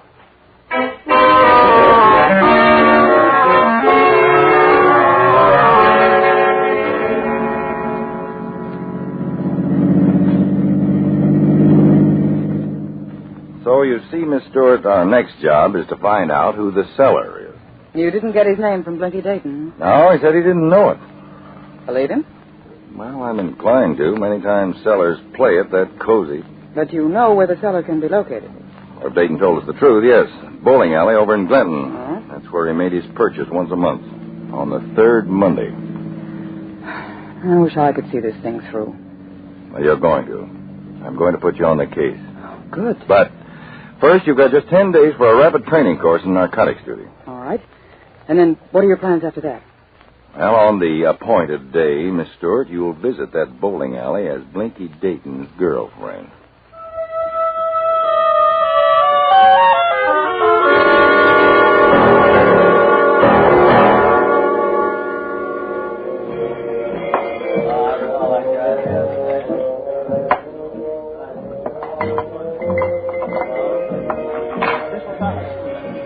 What'll it be, miss? Just ginger ale. One ginger. Okay. Not many bowling tonight, huh? Who fills up late here, 11, 12 o'clock, the joint's jumping. Here's your ginger. Straight. Don't be fresh. Just being friendly. Well, just mop your bar and mind your own business. Okay, girlie, if that's the way you want it. That's the way. Pardon me for breathing. What's yours, mister? Beer. Beer. Coming right up. I didn't expect you here, Mr. Peters. Chief wanted me to check, Miss Stewart, to be sure you're all set. I'm all right. You let it be known around yet that you're Blinky's girlfriend? Yes, Watch it. One beer. How much? 15. Keep the change. Thanks. Know your stuff, Miss Stewart? Yes, everything. Blinky Dayton's record, Back to his first arrest. the narcotics terms. Down to the last powder. You've got the number to call. Uh-huh. If it gets rough, use it. I will. You'll be covered by agents anyway, just in case. I hope I won't need them. You never can tell. You scared? Pretty much. Remember what the chief said. You can back out anytime you want. After what happened to my brother, what kind of a person do you think I am? Me? I think you're swell.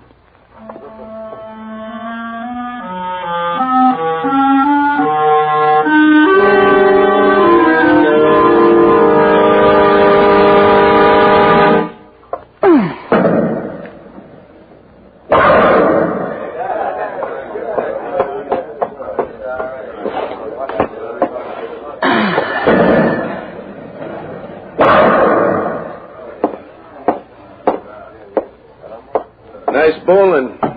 2 strikes in a row. I said nice bowling. So I heard you.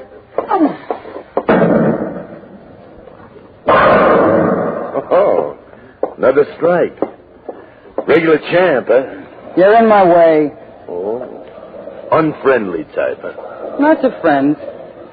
Maybe I'm not such a stranger. What's your name? Why? Maybe we got a mutual friend. Yeah? Who would that be? That would be Blinky Dayton. I've been waiting for you. Took my time looking you over. What's your name? Elaine Stewart. Blinky calls me Ellie. What do I care what he calls you? I only care why you're here. I'm making a pickup for Blinky. What pickup? You know. Maybe I don't. Why didn't Blinky come himself? Sick. Sick from what? Same thing that always troubles him. His ulcers. Ulcers, huh? Oh, you know he complains about it to everybody. So he's sick again, huh? Don't believe me? Call him. You got his number. He'll be there to get my call? He's sick in bed. Where else would he be? Okay, I'll call him. He'll be there. Take it from me. He better be.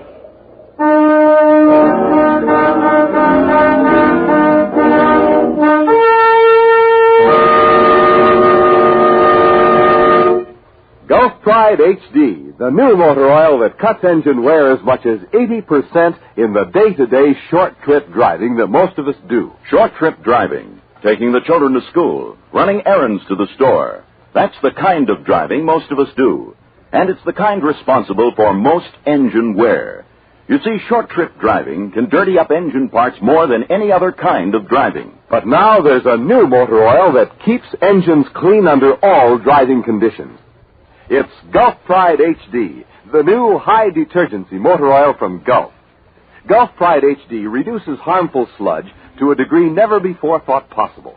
Keeps pistons and piston rings amazingly clean. And since a clean engine wears less, Gulf Pride HD cuts engine wear way down, as much as 80% in day-to-day short trip driving. This extra protection can save you money by heading off motor troubles and avoiding repair bills. So don't wait another day to start using Gulf Pride HD in your car. Drive in tomorrow at your neighborhood Good Gulf dealers. Change to high detergency Gulf Pride. New Gulf Pride HD.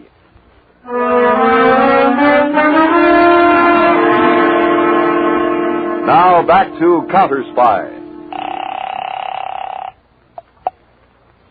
Hello? Elaine Stewart, Mr. Harding. I'm in a drugstore phone booth down the street from the bowling alley. Yes, I know. Agent Conway's in a car just down the block. He radioed the information to me. Did you make out all right? Yes, your plan worked to the letter. He said he called Blinky, and Blinky told him he was sick. Yes, we saw to that, too. I haven't been able to get our contact's name yet. Well, Peter spotted him talking to you in the bowling alley. He recognized him as Charlie Vincent. We have a mile-long record on him. Now, what's your next step? I'm to meet him in an hour. Where? The basement of an apartment house, 22 Elm Street, the boiler room. He'll turn the stuff over to you then? Said he would. All right. That brings us up close to the finish.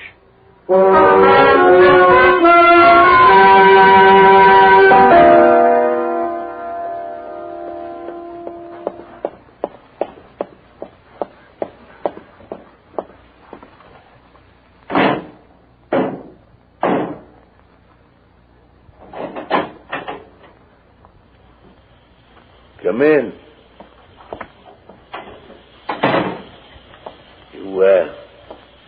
You got the money?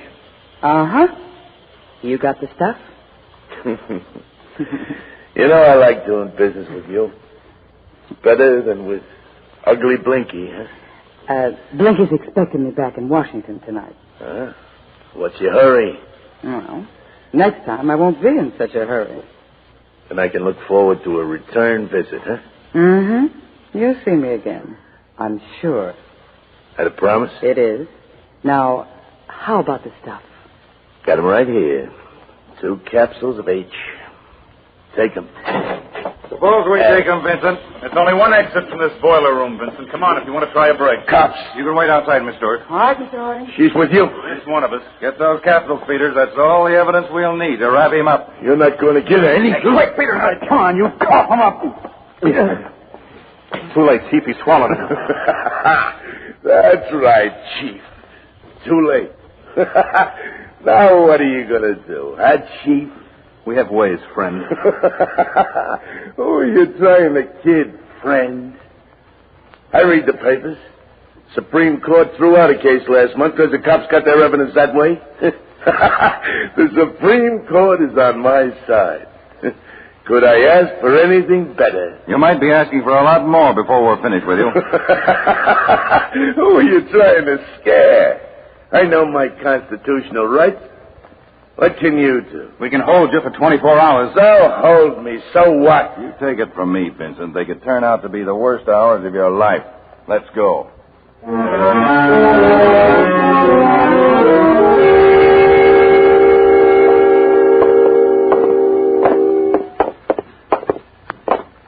That door. I can see it. Inside. Here he is, Mr. Harding. All right, Peters. Now you can ask Dr. Wheeler to step in. Hey, listen, what's this all about, huh? Doctor, this is the man. Vincent, this is Dr. Wheeler of the Narcotics Division. Who needs a doctor? I never felt better. Vincent, you've been held here for 6 hours so far. Who's complaining? I can wait the rest easy. Now, before Dr. Wheeler speaks with you, I want you to realize that he's under oath as a medical man to tell you only the absolute truth. Truth about what? Doctor? You swallowed 2 capsules of heroin. That correct, Vincent? So? Now, I presume the capsule covering is composed of gelatin. So? The digestive juices are potent enough to dissolve even the strongest gelatins within 12 to 18 hours. Hey, what's he getting at? Your funeral, Vincent, maybe. What? Please go on, Doctor. 2 capsules of heroin, even if the narcotic is only of 25% strength, are enough to kill a dozen men. What? A dozen. Not just one, Vincent. Now, I can safely say that if the capsules remain in your system, in a very short time, they'll prove fatal. He means you'll be dead, Vincent. Dead? I repeat, if the capsules remain in your system, in a very short time, they'll prove fatal. Thank you, Doctor. You're welcome, Mr. Harding. Well, Doc, wait. What is it, Vincent? You can't let me die. It's not up to us. Doc, you can't let me die. Now, you got to save me. He has to have your permission, Vincent. That's the law, Vincent. You're a stickler for the law. Must have your permission. Well, he's got it. He's got it for the love. He's got to help me. Well, the doctor is quite willing to cooperate. And he's ready to go to work. And okay, let him do it. We're wasting time. The doctor will work on you right after we get from you names and locations. Names? Of everyone you sell to and the people you buy from. What's the matter with you? We can't waste time. You're the one who's wasting time, Vincent. It's up to you. All right. I'll tell you everything you want to know, but let's get it over with fast. Start the recorder, Peters. Right. All right, Vincent, go ahead. Into this microphone. Start talking.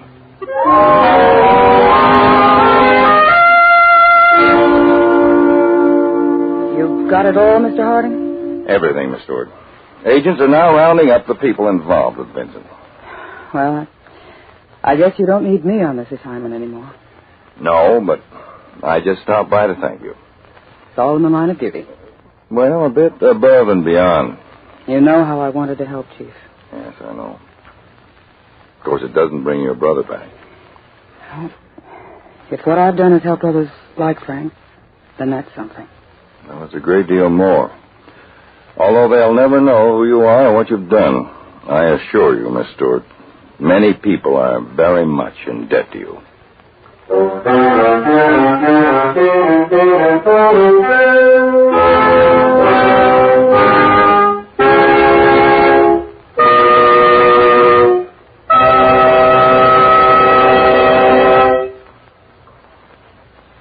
For safety, have your good Gulf dealer check your car's lights.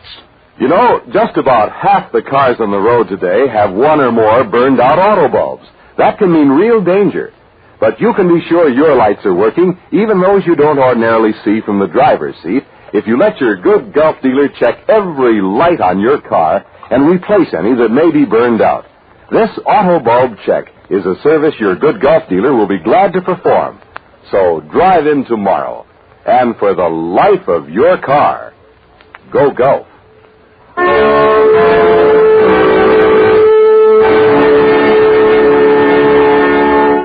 Tune in next week, same time, same station, to another exciting Counterspy report to the American people.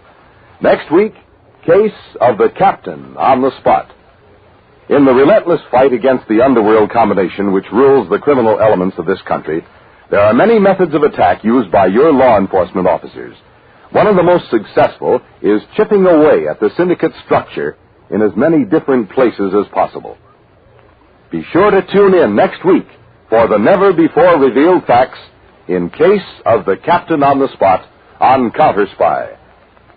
Tonight's Counterspy program was directed by Marks B. Loeb and featured Don McLaughlin and Mandel Kramer with the Oscar Bradley Orchestra. Bill Rogers speaking. Counterspy is a Phillips H. Lloyd production for the Gulf Oil Companies and your neighborhood good Gulf dealer.